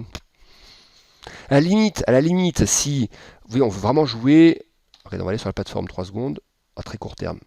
Là après c'est un peu du, hein, on essaie de, vous voyez, c'est du trading pur quoi. Hein, c'est voilà, vous avez, hop, ce matin le mouvement ici, 4540, là ça baisse un petit peu, ça tente de rebondir. Vous voyez, si vous voyez le marché, hop, qui vient chercher ici 540, il reste par rapport au niveau horizontal 40-50 points à prendre. Voilà, celui qui veut tenter quand ça accélère, boum, il veut prendre 40-50 points, il met un stop psychologique ou même technique à 15 points, 20 points, ça peut se tenter, vous voyez. Et on essaie de prendre, boum, le 15 500 qui se trouve un petit peu en dessous, qui se trouve là. Voilà, mais là, on essaie d'accompagner juste un mouvement. On n'essaie pas de faire un pari, retournement à 15 000 de haut. Non, vous voyez, juste, tiens, si le marché reste, oui, il tape un support, il rebondit un petit peu, enfin, il tape un point bas intraday, il tente de rebondir un peu, puis il retombe sur le point bas intraday. Voilà, si les US sont un peu vacillants à ce moment-là, que la vol ne retombe pas, et que ça continue d'appuyer sur les points bas intraday, on peut se dire, voilà, je vais essayer de gratter un petit peu, 50, 60 points de plus, d'essayer de partir là, vous voyez. Mais pas beaucoup plus. Même si après ça peut déraper ici, vous pouvez avoir un gros truc qui tombe là, c'est possible. Mais n'oublions pas aussi ce qu'on vient de dire dans la partie macro. Vous avez des prix qui refluent en zone euro. Hein, les questions de prix du charbon, enfin charbon c'est plutôt en Chine, mais il y a aussi un petit peu, il y a un marché du charbon en Europe aussi, hein, on a des niveaux également de repli. Le prix du gaz, ça par contre ça touche tout le monde. Enfin en tout cas la production d'électricité c'est un truc global zone euro ça. Hein. Le pétrole aussi qui reflue un petit peu. Alors, ce qu'on disait hier, attention que le repli des matières premières, à un moment donné, il peut aussi, jusqu'à présent, on peut se dire, ah, ben, c'est un peu ce que le marché est pricé un peu ici dans le rebond, hein. Les matières premières commencent à stagner un petit peu, etc. Ça pourrait être un moyen de dire, là c'est le truc, les matières premières montent trop, donc elles nous inquiètent, elles se détendent, on rebondisse, mais à un moment donné, est-ce que le repli des matières premières ne va pas venir aussi, ça il faut toujours regarder où se trouve la limite, ne va pas venir aussi d'un risque sur l'économie chinoise, d'un risque de ralentissement économique en fait. Et on sait qu'il y a comme une bonne liaison, un bon lien entre le prix des matières premières et la dynamique économique en Chine. Oui, donc est-ce qu'à un moment donné, la baisse, elle va être saluée par le marché parce que les prix se détendent? Ça, je pense que oui, mais sur un raisonnement de moyen terme. Voilà. Là, à court terme, est-ce que ça n'accompagne pas la défiance du marché, justement, vous voyez? Est-ce que le repli des matières premières n'est pas un peu du risk-off qu'on a un petit peu aussi, vous voyez, sur un peu les indices américains, un peu risk-off, je mets ça entre guillemets, hein, c'est léger, hein, vous perdez 10-15 points, c'est pas un vrai, c'est pas un sell-off. Hein, c'est un petit risk-off. Mais pour l'instant, ce risk-off se fait, vous voyez, les matières premières baissent, mais les indices se replient aussi un petit peu. Voilà. Donc, pourquoi je vous dis ça? Parce que cette baisse des matières premières me paraît bonne par contre pour la stabilité économique à moyen terme, donc c'est plutôt bullish pour les indices sur un horizon de quelques mois, mais à court terme, si les algos veulent jouer le lien entre la baisse des matières premières, les pénuries, des résultats décevants de quelques grands groupes américains, et veulent jouer une phase plus consolidante, ils ont des arguments pour le faire à court terme. Voilà. Voilà, donc après est-ce qu'on le joue? Voilà, après tout dépend si on a envie de spéculer ou pas. Moi, je parle vraiment de ça. Là, si on veut se dire, boum, ça retombe à 15 500 et je veux shorter le 15 500, c'est un pari spéculatif. On essaie juste de jouer un peu à la pierre qui tombe comme ça, qui peut casser un peu la couche de glace que vous avez ici et aller taper l'oblique à 15 400. Voilà, si on accepte de prendre ce risque, qu'on veut le prendre, ça peut le faire, ça peut faire ça. Mais je pense qu'il faut avoir conscience qu'on joue des schémas tendanciels. Je serai par contre beaucoup plus confiant sur le fait que quand nous remonterons, parce que nous remonterons un jour à 15 008, surtout après avoir connu ça, un retour à 15 008 ensuite, là par contre je pense qu'il ne faudra pas rater ce wagon là. Voilà. Vous voyez, donc là, c'est beaucoup plus affirmatif. Là, le 15 minutes, pour moi, il est achetable, court, moyen, long terme. Voilà. Alors que là, le short, on tente si on a envie, en essayant de jouer cette contre-tendance, dans ce contexte qu'on vient de décrire. Vous voyez, c'est plus dur d'y aller. C'est plus dur. Un 15 minutes, par contre, sera, surtout après ça, un pullback, si on remonte là, je dis pas c'est du pain béni, mais ça ressemblera à un vrai beau signal. Voilà où on en est pour l'analyse de l'Europe. On va enchaîner avec les marchés américains tout de suite. On va commencer par S&P, Dow Jones, Nasdaq, clac, donc le S&P. Donc, quand on parle du S&P, on parle du VIX. Le VIX, il est monté, donc je vous disais, à 17,5, ce matin. C'est 6-7% de hausse à peu près.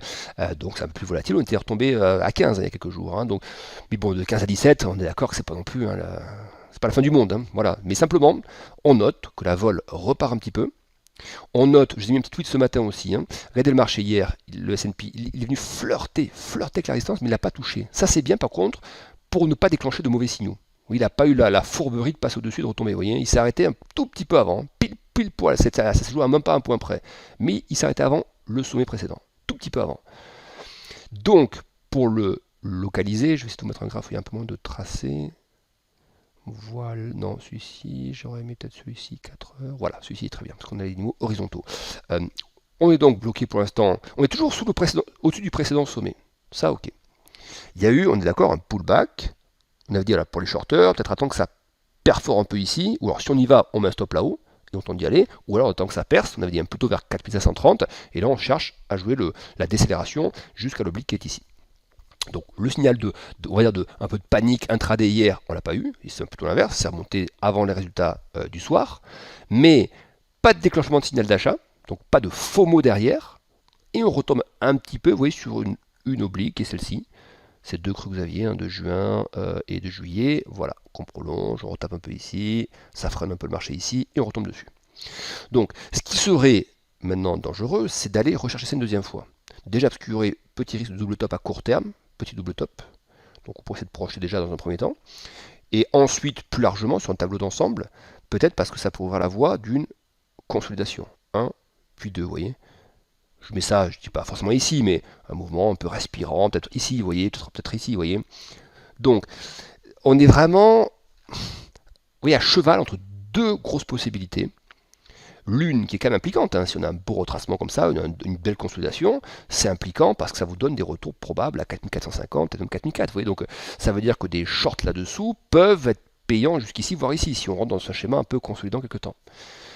Et de l'autre côté, toujours cette hypothèse FOMO, n'oublions pas, les gérants ont du cash, les épargnants ont du cash. Les résultats, oui, nous montrent un impact des pénuries, mais pour autant, Apple dans sa description ne se montre pas inquiet à long terme. Il prévoit des impacts là sur le Q4 encore, dans ce dernier trimestre, mais il n'est pas forcément inquiet pour la vision monétaire, en indiquant que la demande pour les iPhones reste forte. Alors attention, on a quand même vu les chiffres donc, de vente d'iPhone. Oui, le chiffre d'affaires vente d'iPhone est moins bon qu'attendu aussi. Mais en year-to-year, il progresse toujours. Oui, c'est toujours pareil, ça progresse toujours, mais moins fortement qu'attendu. Voilà, donc que veut payer le marché? Le moins bon qu'attendu quelque temps, en attendant certain, à mon avis que tout ceci, ces pénuries s'arrêtent, donc en attendant se reloger dans une zone un peu confortable pour ne pas prendre trop de risques, ou au contraire, jouer dès maintenant l'anticipation, donc étirer les multiples, on est d'accord, donc étirer les multiples en montant à nouveau un peu plus haut. Voilà. Encore une fois, le marché, ça je le dis à chaque fois, nous a montré qu'il savait étirer les multiples. Dans des phases de crise où il y a un petit doute, voire des gros doutes, il sait tirer les multiples et payer largement en avance.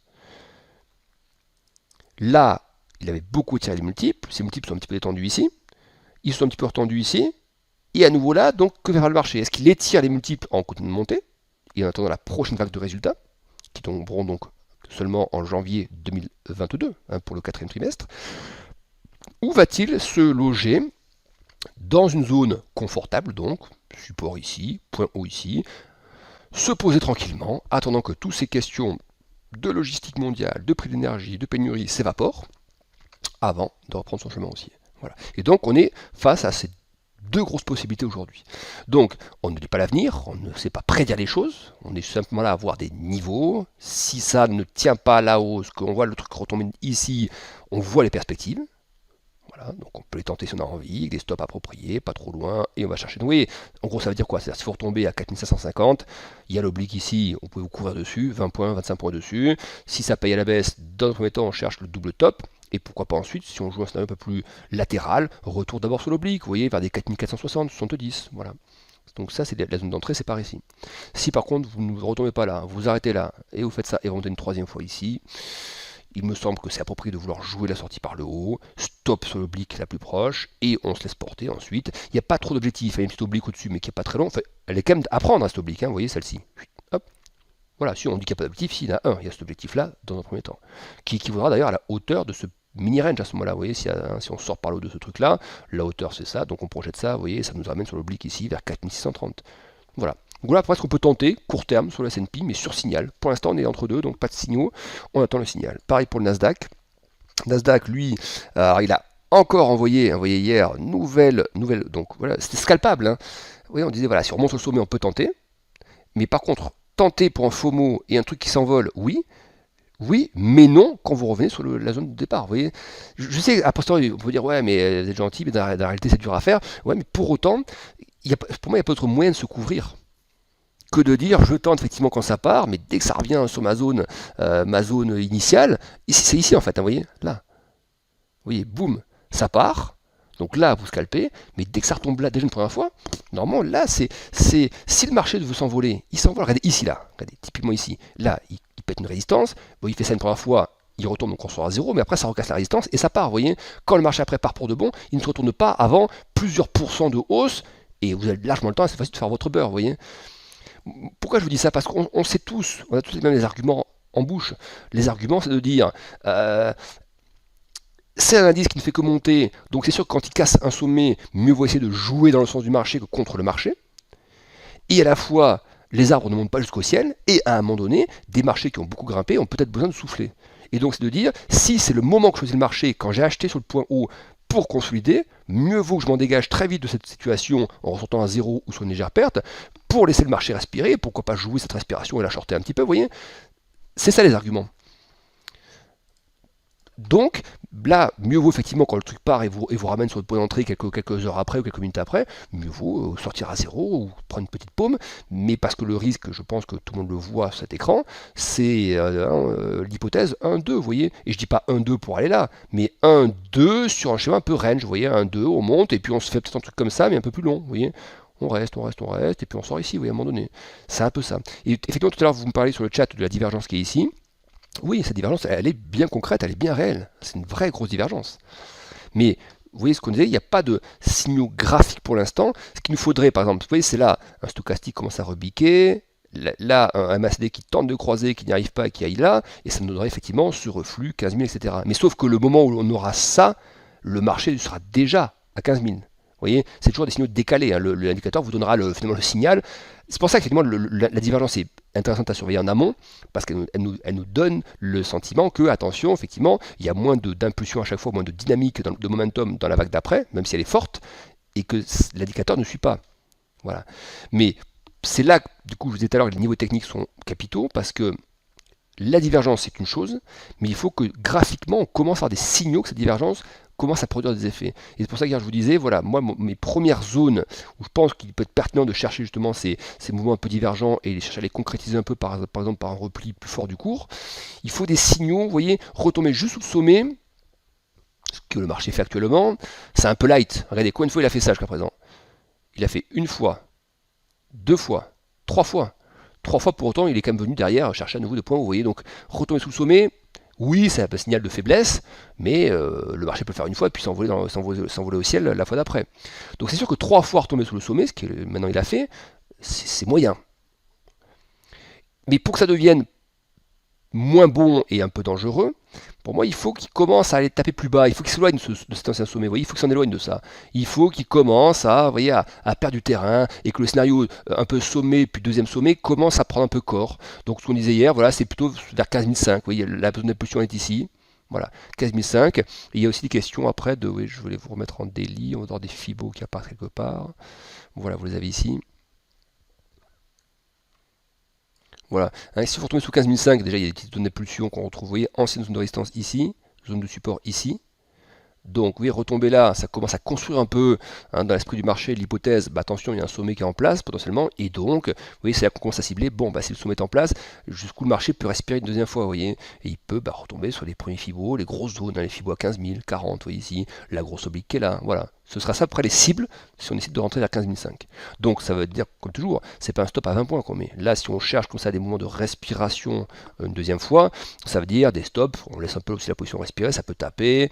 C'est ça, après c'est des batailles d'algo, il y a ceux qui effectivement qui vont vouloir jouer le double top, ou en tout cas pas le double top, mais un second sommet pour entraîner une consolidation, il y a ceux qui vont jouer ça, et puis il y a tous ceux qui vont dire non merde, moi je veux pas que ce scénario se produise, c'est un petit dip, je vais l'acheter, en pensant que le marché va continuer à perforer derrière, vous voyez. Donc c'est pour ça que je dis que les stops, il faut se méfier, parce que vous mettez un stop à 15 000, vous rentrez à 15 500, vous mettez un stop à 15 550, vous avez une chance assez forte de le faire taper. Si par contre vous éloignez un petit peu le stop, vous voyez 1%, en gros si vous cherchez à prendre retour à 15 000, voire un peu sur l'oblique à 15 008 ici, en gros vous avez une cible à 700 points. Donc qu'est-ce que vous êtes prêt à risquer pour essayer de gagner 700 points? Voilà, c'est comme ça qu'il faut raisonner. En laissant donc la pause un peu respirer quand même. Donc pour moi, ce n'est pas des stops à moins de 100 points, vous voyez. Des ratios de 1 pour 7 en bourse, ça reste quand même très correct. C'est quand même des super ratios. Vous risquez 1 pour en gagner 7, c'est quand même des très très bons ratios. Voilà, donc après ça, je pense qu'il faut essayer de jouer comme ratio. 100 points, je ne dis pas que le Nasdaq ne peut pas les...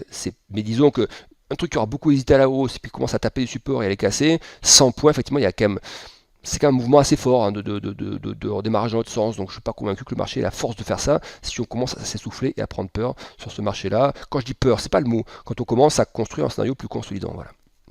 Plus consolidant qui peut ramener donc le marché vers des niveaux qu'on a déjà connus, qu'on a déjà testé dans la première phase de repli ici, qu'on pourrait revoir une deuxième fois si le marché choisissait ce scénario. Si par contre, vous voyez que le Nasdaq repart à l'assaut du sommet, que Apple repart de l'avant, que Amazon repart de l'avant, il n'y a pas d'autre choix que de tenter d'acheter le sommet. Là aussi, on met des stops. Par contre, les stops plus serrés, pas des stops à 100 points dans ce cas-là. Vu que le marché a déjà brouté 3 fois en zone haute, s'il remonte une quatrième fois, normalement, ça doit partir. C'est là le FOMO. C'est on se perd, et puis hop, ça part pour de bon. Donc, vous voyez, là, c'est des stops, effectivement. Laissez un peu de marge toujours, mais des stops, oui, 80 points, 70 points, voilà, et ça part, et que ça vous fait un bon, vous voyez, 16 000, etc. Voilà. L'idée, c'est ça. Si le marché n'a pas peur de tout ce qu'il vient d'entendre, il aura donc du jus pour encore s'offrir un rallye qui peut être puissant derrière et peut faire plusieurs pourcents de hausse. Voilà, donc on attend le signal, tout simplement. C'est ça le mot d'ordre. Attendre un signal sur Nasdaq sur les niveaux qu'on vient d'indiquer en détail. On enchaîne avec le Dow Jones. Alors le Dow, lui, il reflue un petit peu, mais il n'est pas... Vous voyez, on avait dit hier, c'est sous 35 500 qu'on peut chercher à jouer un petit peu le... là aussi, vous voyez, si ça, il nous fait un peu comme le DAX. Il fait ça, il remonte. Alors moins que le DAX quand même, mais il remonte. Mais qu'il a besoin de souffler une nouvelle fois. C'est sous 35 500 que ce message de j'ai besoin de souffler va se matérialiser. Avec un risque d'avoir une vague retombant un peu vers les moyennes de prix, 50, 100 que vous avez ici. Vous voyez, je dis pas un truc qui fait ça encore une fois, plutôt un scénario toujours horizontal. Pas un scénario d'un gros sommet qui va nous ramener à 30 000, non. Un scénario de quelque chose qui, dans une phase toujours un peu incertaine, a peut-être reparti un peu vite, peut-être quelques divergences ici, qui vont devoir continuer de se détendre vers le niveau d'équilibre ici, peut-être des croisements stochastiques, donc peut-être une vague supplémentaire dans une zone déjà connue. Voilà. Et là, vous voyez, on est aussi un petit peu à mi-chemin. Enfin, pas mi-chemin, on est un peu à hésiter, parce qu'on voit bien que là, le truc ne veut pas... Il n'y a pas le FOMO, en tout cas, que certains peuvent avoir joué. Ça valait le coup de jouer. Si ça casse et que ça part, il fallait jouer le FOMO. Mais vous voyez, par contre, vous cassez et vous restez sur votre point d'entrée, mieux vaut, je trouve, sortir à zéro. Un break-even, vous sortez à votre point d'entrée, parce que vous sentez que le FOMO ne décolle pas, ça vous laisse quand même le temps, vous voyez, le marché il est très stagnant. Si on voit qu'effectivement c'était un coup pour rien, c'est-à-dire que ça part, mais que derrière, vous voyez, une fois, deux fois, et puis ça continue de peser sur 35 500, là, effectivement, vouloir shorter un petit poil le Dow Jones, et vous voyez, juste le jouer un peu, vous voyez, retomber sur le support précédent, vers 35 000, jouer 500 points, vous voyez, ça fait quoi? Ça fait 1,5% de baisse, why not? 500 points, on en risque peut-être, je sais pas, 100, 150, et puis on essaie d'en prendre 500. Pourquoi pas un peu plus si on va jusqu'ici, vous voyez, mais déjà, la première phase, c'est juste jouer un petit peu le petit contre-coup, vous voyez, pas plus. Voilà. Et si par contre, on n'attaque pas 35 500, là on résiste et on réattaque la résistance, là on rejoue le scénario FOMO. Donc pareil, on essaie de rejouer long, boum, nouvelle accélération, la première n'était pas la bonne, la deuxième peut être la bonne, et à ce moment-là, pareil, là, il faut quand même un peu éloigner le stop, si vous rejouez un FOMO là derrière, voilà, encore une fois, 1% du Dow Jones, c'est 356 points actuellement. Donc même si vous êtes à stop à 150 points, c'est même pas à 0,5% de point d'entrée. Ouais, donc je veux dire, quand on dit qu'il faut laisser respirer une pause, idéalement, il faut même mettre un stop à 1%, puis vous visez derrière une accélération sur plusieurs jours, 2, 3, 4, 5%, vous voyez. Voilà, c'est ça idéalement, hein. Quand on parle de swing, c'est plutôt dans ces ordres de grandeur-là qu'on joue. Là, je vous dis stop, si on essaie de les serrer, c'est pour ceux qui veulent un peu trader le truc, vous voyez, qui veulent le jouer un peu en mode, hein, je joue vraiment le FOMO immédiat, sans que le marché ait le moindre occasion de se retourner. Dans ce cas-là, on peut serrer un peu le stop, vous voyez, 150 points par exemple. Voilà. Donc là, on est vraiment entre deux chaises, hein. Clairement, 35 500 d'un côté, risque de lâcher 500, voire plus derrière. Par contre, si c'est résilient, si le DAX repart, boum, à la hausse, le CAC aussi, et le Dow Jones commence à taper sa zone de résistance, je ne vois pas de raison de ne pas chercher à sortir par le haut. Voilà pour ce point indice. On enchaîne rapidement, je fais juste un petit détour par le chat, et je vous reprends ensuite sur la partie technique avec les devises. Corsa nous indique qu'il a loupé le début, donc c'est pas grave, si vous avez loupé le début du Market Live, disponible en replay, je vous le rappelle, dès que ce Market Live est fini, sur la chaîne YouTube d'IG, sur le site web, vous avez le replay qui démarre tout de suite après. À quel niveau une chute du Nasdaq peut être décorrélée du CAC? Alors, c'est deux indices complètement différents, hein. L'un, c'est la valeur de croissance pure, Nasdaq. L'autre, c'est beaucoup de valeurs classiques, value, un peu de croissance, enfin beaucoup de croissance avec le luxe quand même, hein, 30% c'est du luxe pour le CAC.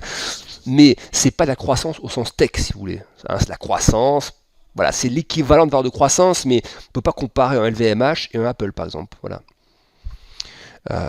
Même s'il peut y avoir des pénuries aussi, mais là on se met que les pénuries qu'on a sont peut-être un peu moins dans le luxe, elles sont quand même plus dans les questions plus industrielles, tech, hein, les composants ou autres, automobiles, voilà, c'est plutôt ce segment-là qui sont impactés. Le luxe, j'ai pas entendu dire qu'on manquait de cuir pour les sacs, qu'on manquait de... Je schématise un peu, le luxe n'est pas que des sacs ou des chaussures, mais il me semble que pour l'instant on n'a pas trop entendu le luxe nous parler d'un risque de pénurie fort, vous voyez. Voilà. Donc, c'est pour ça que comparé avec DAX, là je ne fais pas de comparatif tout simplement, j'en fais pas. On en faisait un peu au premier semestre, même carrément au premier semestre, parce qu'il y a une vraie rotation. Rotation, vous voyez toute la partie cyclique européenne qui montait et la partie tech qui ne montait pas, et donc les US avec le Nasdaq qui stagnait. Mais ces grosses questions de rotation, j'ai l'impression que le marché y est moins pour l'instant attaché. Je ne dis pas qu'on ne va pas y revenir un peu, si d'un seul coup on voit le 10 ans américain qui prend 10 points de base, ou le Nasdaq qui lâche 2% et le CAC qui ne fait que moins 0,5, en relatif, c'est bon signe, c'est-à-dire que le CAC est bien résilient, le Nasdaq corrige, etc. Là oui, c'est plutôt ça qu'il faut regarder, vous voyez. Si on a ça, que fait le CAC? Est-ce que c'est résilient ou pas dans ce cas-là, vous voyez? Mais dur à dire à l'avance, hein. Ce qu'a fait le marché au premier semestre, rien ne nous indique qu'il peut le refaire une deuxième fois. Voilà. Donc justement, bien surveiller si le Nasdaq à un moment donné est plus décrochant, ou on a le CAC. Si le CAC est résilient, tiens, plutôt bon signe. Signe supplémentaire, qui veut dire que justement le marché européen et les indices un peu plus value sont peu sensible à ces questions de taux. Oui, si vous avez le 10 ans allemand qui monte au-dessus de 0% et que le CAC ne réagit pas mal, ou que le DAX ne réagit pas mal, c'est un super bon signe de résilience. Parce que c'est quasiment le dernier truc d'inquiétude que nous avons. En gros, il y a deux pôles d'inquiétude qui persistent encore un peu, si vous voulez. Il y a, enfin, pas un peu, beaucoup, la question pénurie, ça, et la question taux, est-ce que le marché a tout absorbé sur un redressement obligataire, vous voyez. C'est ces deux gros thèmes, en gros, qui peuvent encore freiner le marché. L'énergie semble se détendre. Donc il semble qu'on a désormais plutôt un focus sur les pénuries et les questions de tapering, banque centrale, etc. Donc oui, si avec les taux disant français, allemands, italiens montent, mais que le marché européen, les actions ne suivent pas le contre-coup, ça y est, c'est réglé. Ça veut dire qu'il n'y aura plus trop de risques de taper tantrum, etc., de risque de baisse. Pourquoi ne pas jouer les rebonds plutôt que les cassures? Alors si, moi dans le Market Live, encore une fois, je ne sais pas si vous le suivez régulièrement ou pas le Market Live, mais c'est pour ça que je fais toujours un distinguo entre le sentiment moyen terme et ce qu'on peut essayer de jouer à court terme. Moi, à moyen terme, je suis convaincu, absolument convaincu, qu'il faut acheter tous les creux que vous voyez sur la partie européenne. Et ça, on ne le dit pas depuis 2 jours. Hein. On le dit déjà. Quand le marché était déjà très haut, qui était monté à 6940, on disait attention, il a peut-être besoin de souffler, et les creux par contre seront des vraies zones à acheter pour l'investisseur de moyen terme. Et ça, c'est un message qu'on a martelé, hein, et je continue de le marteler. Pour moi, tous les creux sont achetables parce que il n'y a pas seulement le sentiment court terme, parce que c'est une opportunité d'achat, aussi et surtout parce que, regardez, je vous montre un petit coup encore sur l'Eurostock 50, je sais j'en parle beaucoup de cet indice, mais parce qu'il révèle justement tout ce qu'on dit et il traduit bien tout ce qu'on dit. Vous voyez l'Eurostock 50, donc indice hors dividende des grosses valeurs européennes. Il a été bloqué pendant 5 ans par ce niveau-là. Vous voyez, il casse, pullback. Pullback, pas tout à fait complet, mais pullback quand même. 3e pullback, et ça repart encore. Vous voyez, comment interpréter ça comme autre chose qu'un truc bullish? Vous voyez, vous restez sous une zone, vous la cassez, vous avez l'occasion de corriger à plusieurs reprises, mais jamais vous rentrez dans la zone précédente et en dessous. Vous voyez, c'est pour ça que je dis, et ça, ce scénario, encore une fois, je ne vous le dis pas de manière opportuniste, parce que l'Eurostock est ici. L'Eurostock, dès qu'on était ici, je vous disais, attention, il y a des risques de pullback à un moment donné, mais tous ces trous sont des opportunités d'achat. pour un portefeuille, pour celui qui va garder ses pauses 12 mois, 18 mois, 24 mois. Voilà. Comme le fait un gérant par exemple. Tous ces trous sont des zones d'achat. Et mon objectif, il est optimiste. C'est 4005, 4006 et ensuite 5005. Vous voyez, ma vision moyen terme des choses, c'est ça. C'est bottom ici et on part comme ça. Je vous dis pas comme ça, hein, évidemment que non. Ça peut connaître encore là, on peut monter là, puis se faire un petit trou d'air supplémentaire, et puis aller là, puis se faire un trou d'air, vous voyez. Mais par contre, je pense que ces niveaux-là, on ne les reverra plus jamais. Ça, on ne le verra plus jamais, ça plus jamais, ça plus jamais, ça plus jamais, vous voyez. Et le sentiment qu'on a un bottom et qu'on a aussi sur le CAC. Le CAC, c'est encore plus flagrant. Indice hors dividende, mais regardez, dézoomez-le un bon coup complètement, vous voyez ici. Moi, je vois quoi? Je vois un haut de range qu'on est en train de taper sur 2 décennies. Alors, un range, c'est pas un range qu'on a tapé pile poil au-dessus, mais on voit bien les zones hautes. Et en fait, ce qu'il faut se dire, c'est la 3e fois dans l'histoire du CAC hors dividende qu'on arrive là-haut. Donc, c'est que je sais que c'est que à dire comme ça, c'est que c'est résilient. On est passé par des phases moins bonnes, mais justement, le fait de remonter ici, alors qu'on a déjà connu ça et ça à des époques différentes, c'est un super bon signe qui, pour moi, va nous entraîner largement au-dessus du CAC dans les années à venir. Du CAC, du sommet du CAC, hors dividende. Regardez, il y a une espèce de canal comme ça aussi, on passe au-dessus. Enfin, là, en fait, l'accident était là. L'accident, ça c'est un accident. Donc là, oui, on peut remonter un peu vite. C'est ce qu'on avait dit, on remonte peut-être un peu vite. Secteur auto, tourisme loisir, ça monte un peu vite, il faut souffler. Mais regardez bien en mensuel, si vous regardez bien le mensuel, on était déjà sur des niveaux qu'on a retouchés il n'y a pas longtemps. Dès le mois de juin, déjà sur ce niveau-là. Vous voyez, regardez à ce niveau-là, le CAC l'a retouché ici, ici et ici les mois suivants. Donc, il y a déjà en soi une forme de consolidation qui s'opère. Donc après, elle peut durer un peu, on peut avoir un petit coup de stress, à mon avis, imaginons un truc un peu moins prévu, où ça reflue un peu plus, je sais pas, à 6002 par exemple, sur un petit coup de stress supplémentaire, mais là aussi, ce sera une super opportunité d'achat. Je pense que les opportunités d'achat, il y en aura de moins en moins en fait, vous voyez, parce qu'après, le marché partira. Donc, pour répondre à votre question, et là je pense qu'il a répondu, et c'est ce qu'on dit depuis plusieurs mois, tous les creux sont achetables par contre. Hein. Là, je ne suis pas en train de me dire, ceci est un sommet qui va nous ramener ici. Ça, je n'y crois pas une seule seconde. Liquidité, niveau d'épargne, reprise économique, des secteurs certains qui sont toujours en retard pour l'instant, d'autres qui étaient en avance mais qui ont consolidé, le secteur auto, le secteur tourisme loisirs, etc. Des secteurs d'avenir qui vont continuer de tirer comme la tech en Europe qui est moins chère que la tech américaine, mais attention, la tech européenne, elle revit depuis quelques années maintenant, depuis pas si longtemps que ça, mais toutes les licornes qu'on voit apparaître autres, ça c'est les champions de demain. Évidemment, ça peut être acheté par des groupes tech européens, mais il est possible qu'aussi dans des questions de souveraineté, etc., qui sont revenus avec la crise Covid, que désormais les grosses licornes et les grands groupes tech européens, on ne les laisse pas se faire racheter par les groupes américains. Donc ça peut densifier le marché de la tech en Europe, qui est moins costaud que la tech américaine, mais justement qui peut avoir un potentiel. La France, par exemple, innove beaucoup dans ce secteur-là. Il y a la pointe sur plein de choses. Donc ça, tout ça, pour moi, c'est des choses, je pense que les valeurs qu'on a à licorne aujourd'hui, ce sont les futurs gros du CAC, peut-être dans 10 ans, vous voyez. Voilà, donc tout ceci fait dire que là, on a plutôt un vrai bon potentiel moyen terme qu'un risque de se vautrer durablement. Mais, encore une fois, ne soyons pas non plus hyper optimistes à court terme. On peut se prendre des claques. Les pénuries peuvent peser encore quelques temps.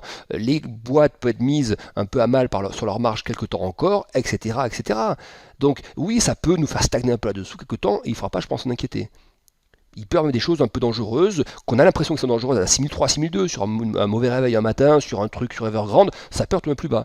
Mais je pense que toutes les vagues de stress, le risque en fait c'est d'avoir un truc un peu costaud à un moment donné, un peu fulgurant, mais pas durable, vous voyez. Vous voyez, Evergrande, boum, d'un seul coup le marché se réveille, il y a eu défaut, hop, on perd 4-5%. Mais vous voyez, un peu comme, souvenez-vous, l'élection de Trump à l'époque. Le marché avait lâché 3-4-5% d'un coup, floup, et ça avait été repris quelques jours après. Voilà.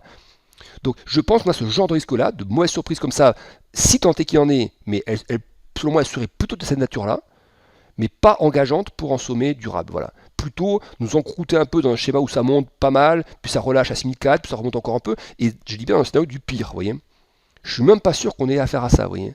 Donc c'est plutôt des scénarios bullish, hein, optimistes, hein. C'est vraiment ça qu'il faut avoir à moyen terme, pas l'inverse. Voilà pour le CAC, donc j'ai pris beaucoup de retard comme tous les jours évidemment. On va démarrer le devis tout de suite. Merci à tous pour vos questions. Hop, on poursuit donc sur les devises. Donc hier, voilà, on disait l'eurodoll, hein, il y avait deux niveaux. Les scalpers pouvaient tenter le côté 1,1670 qui était ici. Ça a payé un petit peu, 90 points. Non, pardon, pas 90 points, 20 pips, si on prend bien le taux de départ ici. Hein. Après, on peut tenter ici, chacun fait ce qu'il veut, mais dans l'optique il y a une résistance, on attend que ça rebondisse et on joue la casse sur toute la résistance, le niveau était ici. Ça paye un peu, donc on peut dire voilà, ça a payé, mais dès que vous voyez ça, terminé. Pour autant, moi ça me va bien ce qu'on a vu hier. Ça me va bien, je veux dire pourquoi.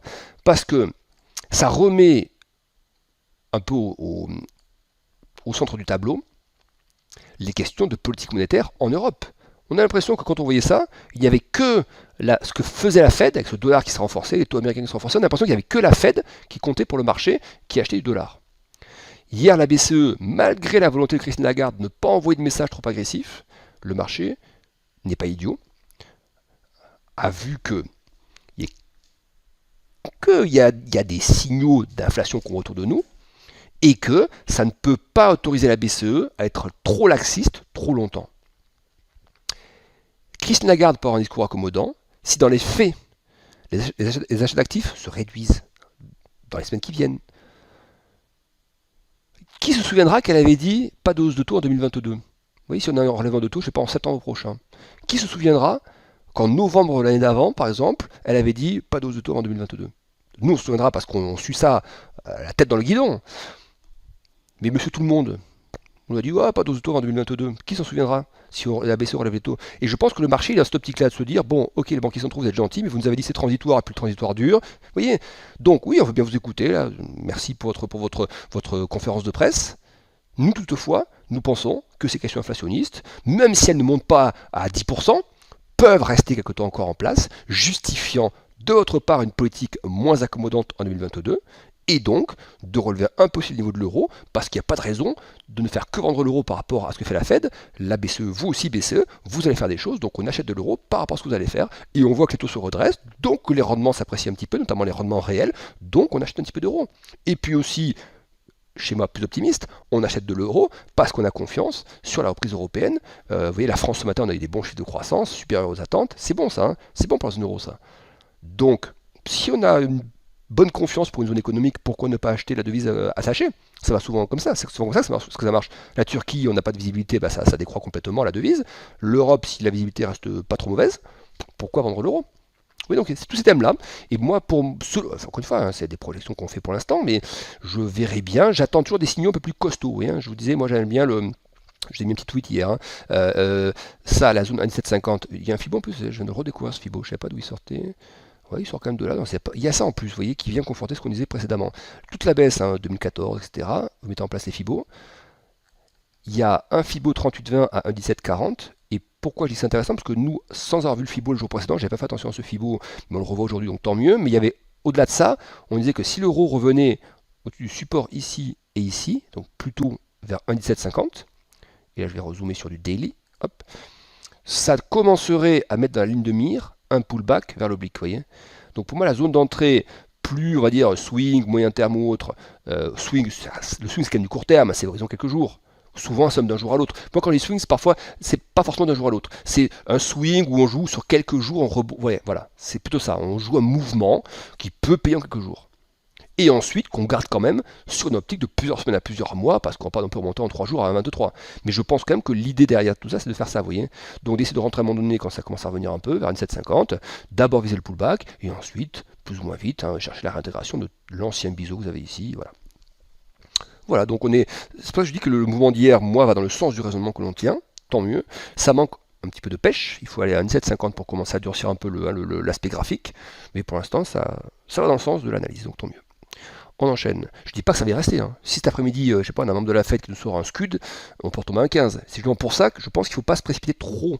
Il me semble que là, il y a toujours le risque d'avoir un dollar qui remonte un petit peu. Si un message un peu moins accommodant d'un membre d'un speaker de la Fed ou autre, je sais pas, vous voyez, ça peut, d'un seul coup, le dollar peut se relifter un petit peu. Mais comme les taux européens, encore une fois, embrayent aussi un peu le pas, normalement ça vient un peu hedger, vous voyez, ça vient un petit peu rééquilibrer les choses, normalement. Le câble, on va accélérer. Câble, donc lui aussi, j'attends que ça vienne chercher un 39. En fait, que, vous voyez, tous ces sommets de plus en plus bas, mais qui ne décrochent pas pour autant, vous voyez, ça tranquillement, ça se replie, mais il n'y a pas de sell-off. Donc j'attends que le marché nous refasse une petite incursion sur un sommet.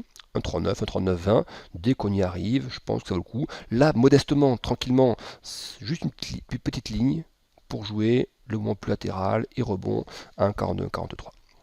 On enchaîne avec je ne ferai pas le dollar yen parce que ça n'a pas beaucoup bougé depuis hier, je ferai le dollar australien pour terminer. Dans cette même veine hein, de devises qui rebondissent un peu par rapport à l'euro. Le dollar australien il a marqué hier en plus haut depuis le mois de juillet, donc je mets plus haut entre guillemets, mais quand même. Vous voyez là aussi, dans le raisonnement qu'on tenait, on surveille plutôt les zones d'achat que les zones de vente ces derniers temps. Il fait quand même un catalyseur à 0,75 qu'on a franchi tranquillement, hein, c'est pas le catalyseur qui vous envoie au plafond, mais qu'on a quand même franchi, voilà, ça va dans le bon sens, dans le sens de l'analyse, donc tant mieux, et je vois pas de raison d'en changer, voilà.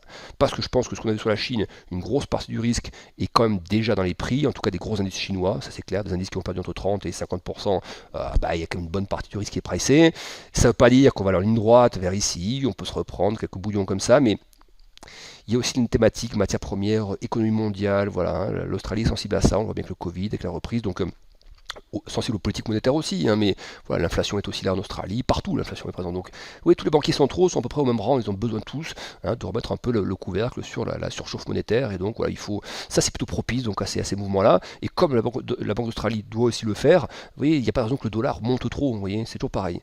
Ce serait le cas si on avait des divergences économiques majeures entre plusieurs zones, avec des divergences de point de vue majeures entre plusieurs banques centrales, ce qui est moins le cas ces derniers temps. On enchaîne avec les matières premières. Je vais commencer par un petit point, toujours comme d'habitude, sur ce qu'il faut surveiller, le gaz. Donc le gaz, il s'est un peu détendu. Pas mal. Bonne nouvelle là aussi. Bonne nouvelle à moyen terme, encore une fois. Bonne nouvelle pour la question de risque pour l'économie, pour les questions justement de ces bottlenecks, ces embouteillages. Les embouteillages, c'est pas seulement des embouteillages sur les matières premières physiques, puces ou composants, etc. C'est aussi bottleneck sur l'approvisionnement. N'oublions pas que la crise Covid a restreint les investissements, ce qu'on appelle les dépenses de CAPEX. Ça a restreint donc du coup certaines capacités d'activité des entreprises. Certaines d'entre elles n'ont pas recruté pendant cette phase-là, ont mis leurs investissements un peu sous couvert. Et puis d'un seul coup tout se réouvre, tout le monde veut l'énergie, on ne relance pas des puits comme ça forcément du jour au lendemain, il faut recruter du personnel, s'il y a des gens qui ont changé de métier, parce qu'ils trouvent ça un peu dur comme métier, qu'on veut faire autre chose, il faut requalifier les gens, les former, vous voyez, et donc c'est ça en fait. Donc le prix du gaz, s'il ne remonte plus, l'énergie est aussi soumise à ces questions de bottleneck, j'aime bien cette expression bottleneck, d'engorgement, voilà, où tout le monde doit répondre à une grosse demande d'un coup, mais sans en avoir forcément les moyens tout de suite, voilà. Donc, si on commence à voir ça, je dis que pour le moyen terme, c'est plutôt une bonne chose. Pour le court terme, ce que je disais en introduction, attention à ce que le marché ne fasse pas un lien non plus immédiat. Il peut le faire entre, oui, c'est plus volatile sur le marché action, parce qu'il y a des craintes un peu sur les taux, etc. Toujours des craintes sur la Chine, donc les matières premières qui baissent, est-ce que c'est pas aussi une crainte sur la dynamique de croissance mondiale? Mais moi, je n'ai pas de crainte pérenne sur la dynamique de croissance mondiale. Regardez les indicateurs en zone euro, ils restent corrects. Même si le ZIO en Allemagne s'est assez, même si l'IFO, regardez leur niveau, ils ne sont pas catastrophiques. Regardez les PMI en zone euro, ils ne sont pas mauvais. Regardez les indicateurs de sentiment que je vous ai montré hier sur Twitter, ils sont encore très bons. Et la Chine, n'oublions pas, elle est déjà en train de manger son pain noir depuis déjà plusieurs mois. Donc peut-être que le prochain PMI ne sera peut-être pas terrible en Chine. Il y a un risque clair que les prochains PMI soient peut-être un peu moyens pendant encore jusqu'à la fin de l'année, vous voyez. Après, est-ce qu'on va vraiment se cracher sous les 50? Est-ce qu'on aura des PMI qui vont tomber à 40? Vous voyez, comme pendant la crise Covid, on est même tombé beaucoup plus bas.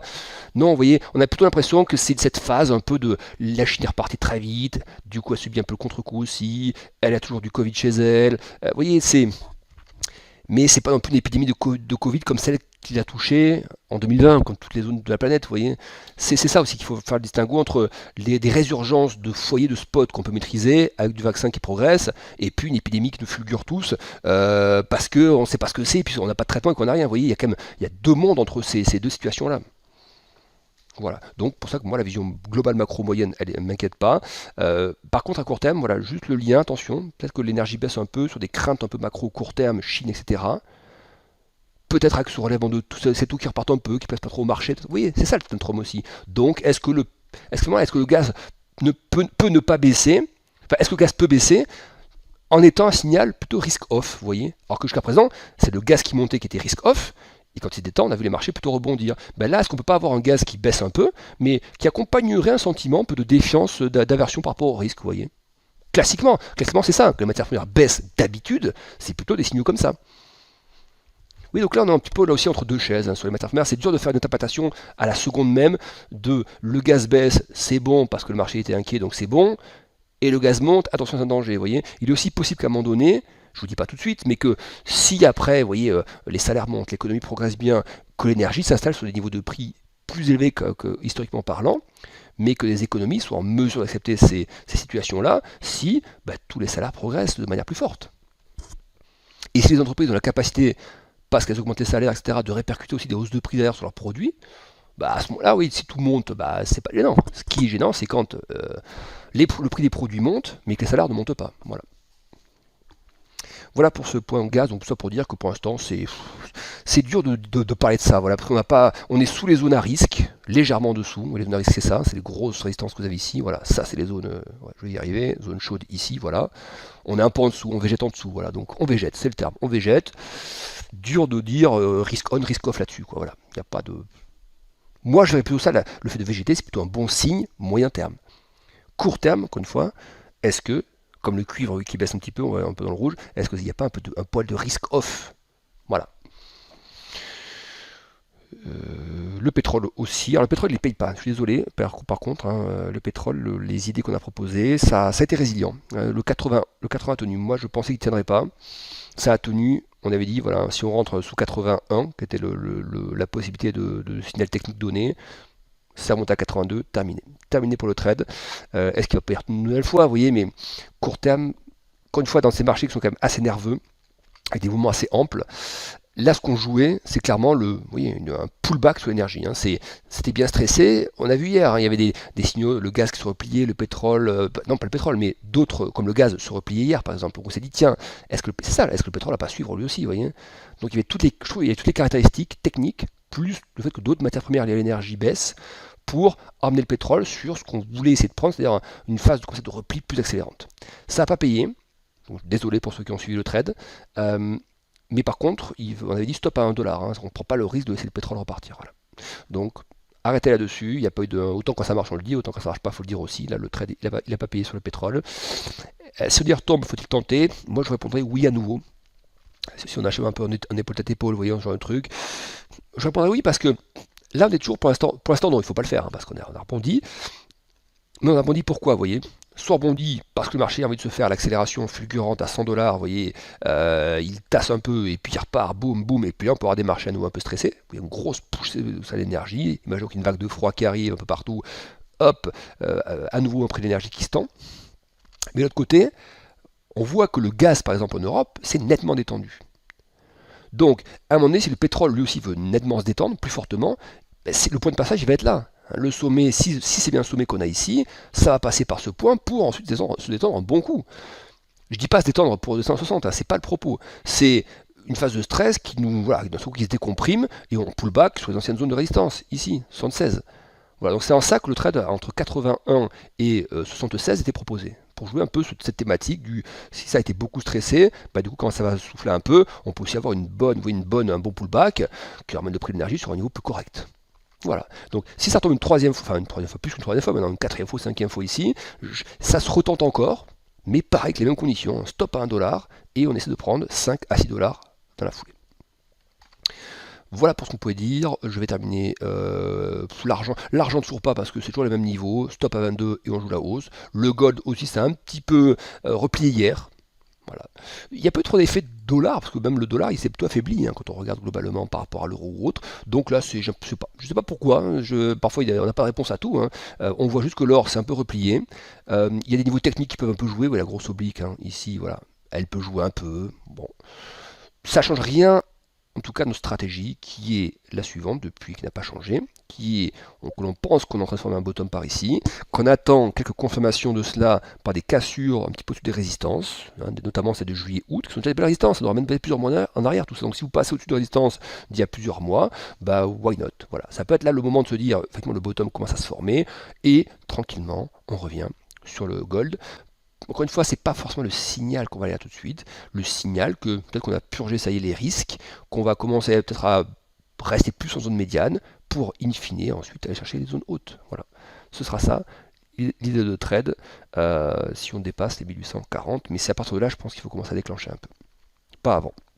Sauf si on le fait avant, il y a des stops plus lointains, voilà, chacun, encore une fois, fait à son habitude, ou à sa façon de faire, ou s'il a envie, il voit des choses peut-être un peu différentes. Moi, je pense effectivement que bottom il y a par ici, ça ressemble, l'argent qui est reparti aussi, vous voyez, ces métaux-là sont, je trouve c'est résilient depuis pas mal de mois, donc voilà, c'est ça qui est aussi, hein, c'est que, et puis n'oublions pas, on a une belle poussée, mais on n'est pas monté trop, vous voyez, belle poussée, on peut avoir une espèce de tasse avec anse comme ça, et puis hop, on repart comme ça. Donc je dirais bien une espèce de anse se former, donc voilà, tout ce qui conforte le sentiment d'une anse pour aller là et puis ensuite repartir, j'aurais tendance à aller dans ce sens-là. On finit par les cryptos rapidement, Bitcoin qui continue on va le décrire comme ça, je dis pas stagner parce qu'il stagne pas, mais de reprendre son souffle. après un bon gros push haussier. Voilà, ça ressemble à ça. Je pousse très fort, je reprends mon souffle. Même si reprise de souffle en zoomant, ça fait des belles baisses ou autre, graphiquement, on est quand même plutôt là-haut, plutôt proche d'ancienne résistance, que proche d'ici, vous voyez. Et si c'était complètement exagéré et indu, on serait probablement déjà en train de taper les 50 avec un gros pullback sur le triangle, vous voyez. Donc je trouve ça plutôt pas mal que ce soit globalement quand même assez résilient. Résilient ne veut pas dire qu'il ne se passe rien. Hein, on le voit, bam, bam, bam, bam. Mais résilient par rapport au fait qu'on a déjà marqué un sommet depuis une dizaine de jours. Si c'était complètement... oui, c'est monté vite aussi. Hein. Donc si c'était là où c'était indu, je pense qu'on serait déjà en train de taper ici un 55, vous voyez, de taper plus bas, quoi. Donc je ne vous dis pas qu'il faut acheter du Bitcoin maintenant, c'est pas le propos, mais dans l'analyse que l'on propose depuis quelques jours, c'est plutôt de dire si notre raisonnement est le bon, le Bitcoin va rester là-haut quelques temps, peut encore un petit peu chahuter comme ça, mais ne pas trop lâcher et repartir comme ça. Et donc là j'aurais une préférence plutôt pour attendre ce scénario-là, vous voyez, pour ensuite taper ça et continuer vers les 100 000, je ne sais pas quel niveau, mais reprendre une course haussière d'un actif qui peut encore se valoriser. Encore une fois, c'est très dur de dire ce que vaut le Bitcoin. On a beau tous essayer de dire, les spécialistes, les moins spécialistes, etc. Il a la valeur qu'on lui donne le Bitcoin, tout simplement. Si certains, de plus en plus nombreux apparemment, estiment que c'est une classe d'actifs qui ne rapporte rien, le Bitcoin. Certaines plateformes proposent des rendements, stacking, etc. Ok, mais en tant que tel, le Bitcoin ne rapporte rien. C'est pas un produit de rendement. C'est comme l'or. L'or ne rapporte rien. Il n'y a pas de dividende, il n'y a pas de coupon. C'est exactement pareil pour le Bitcoin. C'est pas parce que vous stackez par contre vos devises que la devise vous rapporte quelque chose. C'est pas la devise qui vous rapporte. Hein. C'est le fait de stacker, d'être sur des plateformes, etc. Mais je veux dire d'un point de vue de l'asset manager, celui qui ne va pas mettre 1 milliard pour stacker. Celui qui va juste dire, moi je rentre sur du Bitcoin, comme je rentre sur l'or, comme je rentre sur l'argent, par diversification, sur un actif dont j'ai conscience qui ne rapporte rien. Vous voyez ? Juste parce que, désormais, cet actif peut en intéresser un peu plus, donc les flux peuvent continuer à grossir sur le Bitcoin, parce qu'il y a aussi des applications qui vont se greffer là-dessus, sur le réseau Bitcoin, des applications industrielles, d'entreprises, commerciales ou autres. Voilà, donc il y a l'aspect un peu actif, asset, l'aspect produit commercial, recherché, le réseau est recherché, un peu comme une entreprise qui va se connecter à Internet hein, pour envoyer ses... Vous voyez, ben, pareil, une entreprise va se plugger sur de Ethereum, sur je sais pas, Avalanche, sur Cardano, parce que le réseau l'intéresse, parce que les caractéristiques du réseau l'intéressent, pour proposer des services. Voilà. Donc, le Bitcoin étant précurseur de beaucoup de choses, alors oui, effectivement, les coûts, le nombre de transactions, etc., mais c'est pour ça qu'on va aussi apparaître, je ne suis pas un gros spécialiste des cryptos, hein, vous savez, mais il y a des couches ou des surcouches qui apparaissent, c'est-à-dire en gros, vous avez le produit cœur, et après, vous l'améliorez progressivement par des couches en fait.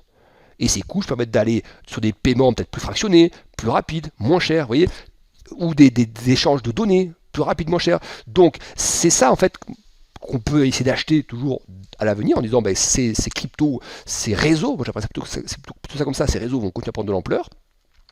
Et puis les asset managers peuvent trouver un intérêt parce que les clients leur demandent aussi. Regardez, quand JP Morgan dit, JP Morgan, il y a le patron qui dit c'est nul et j'y crois toujours pas. Enfin, il n'est pas c'est nul, mais il dit en gros, moi j'adhère pas à ça. Mais la banque dit, nous on a un desk crypto parce que nos clients nous le demandent. Vous voyez ? C'est toujours pareil, un marché il existe parce qu'il y a des gens qui s'intéressent. Qu'on trouve ça bien, c'est comme l'art, hein. On peut trouver qu'un tableau est moche, ne vaut pas son prix, etc. S'il y a des gens prêts à payer ça, eh bien il y a un marché. Ben, le Bitcoin c'est pareil. S'il y a assez d'asset managers pour juger que c'est un actif refuge ou un actif classique, c'est un marché. Si en plus il y a des spéculateurs qui s'y mêlent, s'il y a des particuliers qui sont déjà très nombreux dessus, vous voyez, là c'est plus désormais, c'est moins du côté des particuliers que je trouve que ça peut bouger, parce que les particuliers sont rués en masse sur les cryptos, mais plutôt du côté justement des instituts, et on voit que les ETF Bitcoin vont dans ce sens-là, et aussi du côté des asset managers. Ça rejoint ce que je disais par rapport aux instituts, asset managers aussi, donc, qui vont mettre ça dans des portefeuilles. Pourquoi demain un CGP en France ne dirait pas à ses clients tiens, mettez un petit peu d'ETF Bitcoin parce que c'est réglementé dans votre portefeuille. Donc ça passera ensuite par un futur Bitcoin qui lui-même sera couvert ce futur par des positions spot derrière. Voilà, vous voyez, donc c'est pour ça que si ça continue de monter, regardez les parcs de Berkshire Hathaway, le fonds de Warren Buffett, il vaut plus de 200 000 $. Bitcoin peut valoir 100 000, 200 000. Oui, dans la même logique, hein. Si vous splittez pas vos trucs, comme c'est pour ça qu'il y a plein d'actions qui sont moins chères, mais Warren Buffett, il a jamais splitté ses actions, lui. Donc voilà, ça peut valoir. Je crois qu'il a jamais splitté, hein, je me corrigerai si j'ai une bêtise, mais pour ça, pourquoi ça peut pas valoir 100 000 ou 200 000? Bon, c'est pour ça que moi, en fait, ça a beaucoup grimpé, il y a de la purge, ça remonte. Moi, j'attends de voir que ça tienne quand même bien. Je suis moins chaud, encore pour toutes ces raisons qu'on vient de donner, hein, pour revendre. Si ça va, bête, je me suis trompé, etc. Mais vous n'êtes pas dedans, par contre. Moi, ce que je dis, c'est j'attends un signal plutôt par là pour repartir, voilà. Donc ça baisse, ben, ça baissera, mais je n'ai pas de proposition à la baisse à faire, voilà. Parce que j'y crois pas trop. Pareil pour le, on finira là-dessus, pour l'Ethereum. Hein, lui, il est venu marquer, vous voyez, ça y est, se mettre un nouveau record. Moi, je le vois toujours aussi. Je vois ça comme une phase, vous voyez, ça replie, ça se replie sur des creux de plus en plus haut. Je dis pas que ça va être fulgurant comme ça. On disait, on projette, moi, sur un horizon de quelques mois, on peut projeter un Ethereum de la hauteur du triangle sur la cassure ici vers 6004. La production donne 6004 à peu près. Donc voilà, ça c'est mon sentiment moyen terme sur plusieurs mois. Je pense que l'Ethereum peut aller à 6004. Production technique et puis plus tout ce qu'on vient d'expliquer sur le marché, etc. Si après il passe d'abord par là, vous voyez, c'est possible. C'est trop simple de dire les choses sont linéaires, etc. Parfois elles le sont comme ça, puis parfois ça broute, vous avez ça. Vous voyez, vous croyez que ça repart, vous reprenez et après ça repart quand même, vous voyez. Je pense que le risque il est un peu là, c'est que là ça repart peut-être un peu vite, ça retombe là, mais le potentiel, moi je le vois à 6004, voilà. Voilà, donc là, je réponds plus peut-être aux besoins de ceux qui ont de la crypto qui tiennent, que ceux qui veulent trader de la crypto à proprement parler. Après, ceux qui veulent trader de la crypto, là, encore une fois, j'aurais tendance à plutôt jouer les cassures de résistance que c'est de jouer les retours sur support, vous voyez. Voilà. Donc là, par exemple, vous voyez, l'Ether marque un nouveau record, mais n'accélère pas. Le trader qui a tenté sur le sommet, qui a eu la raison de le faire, hein, il se retrouve un petit peu en dessous, pas beaucoup, mais un peu en dessous. Il peut, même si c'est une petite paume, il peut sortir. Et il attend que ça reparte, il retourne une deuxième fois. Vous voyez, si après ça part pour ne pas se retourner à 6004, vous allez prendre une, deux, trois paumes, vous n'allez pas prendre 15 paumes d'affilée non plus, vous en prendre une, deux, trois quand ça broute, que ça passe vraiment pas, mais mieux vaut le faire, parce que si par contre on se trompe complètement et ça retombe à 3000, mieux vaut avoir pris 3 fois 50 dollars de perte que de se prendre 1400 ou 1300 dollars de perte, vous voyez, par Ether. Voilà, donc c'est un peu ça le raisonnement. Moi j'entends, c'est-à-dire, essayer plutôt de jouer les cassures de résistance quand elles se présentent en scalp ou autre, ou rester investi à moyen terme pour ceux qui préfèrent rester investis. Voilà, plutôt que d'essayer de jouer des retracements. Parce que je trouve que la configuration à la fois graphique et puis encore une fois, la montée en puissance qui selon moi n'est pas encore terminée des cryptos dans l'économie réelle en fait, hein, pas de l'aspect spéculation, mais dans l'économie réelle pour les entreprises qui en font un usage concret, bien réel, j'ai l'impression qu'il y a encore du potentiel de ce côté-là. Voilà. Voilà pour ce point marché, donc je m'arrête là-dessus pour aujourd'hui. Ravi de vous avoir accompagné pendant cette bonne heure et demie. Je serai absent la semaine prochaine, je serai en congé. Donc c'est Vincent qui me remplacera toute la semaine prochaine, de retour lundi suivant. Peut-être quelques tweets quand même pendant les vacances, mais je coupe quand même beaucoup pendant les vacances pour souffler aussi un petit peu. Et puis on se retrouve dans une semaine pour voir tout ça ensemble. Vous pouvez donc nous suivre sur les réseaux, je vais vous remettre la slide dans quelques secondes, vous aurez toutes les adresses qui apparaîtront à votre écran pour Twitter, LinkedIn, etc. Pour tous ceux qui ont des questions commerciales, hein, c'est quoi un CFD, sur quoi vous avez des CFD, sur quel type de produit, c'est quoi vos marges, vos frais overnight, vos spreads, etc. Tout ceci, ça figure sur le site web, et si vous ne trouvez pas votre bonheur sur le site web, vous avez une équipe de commerciaux disponible à Paris. Si ils sont tous pris à Paris, ça transfère à Londres, mais il y a des French speakers, donc des équipes françaises à Londres aussi. Donc voilà, n'hésitez pas à nous appeler si vous avez des questions sur l'offre IG. Voilà pour ce qu'on peut dire aujourd'hui. Bonnes vacances à ceux qui en prennent, à ceux qui sont toujours, bon courage à ceux qui n'en prendront pas, et puis on se retrouve dans une semaine pour repartir sur les marchés. Bon après-midi à tous, bon week-end un peu en avance, et à bientôt. Au revoir.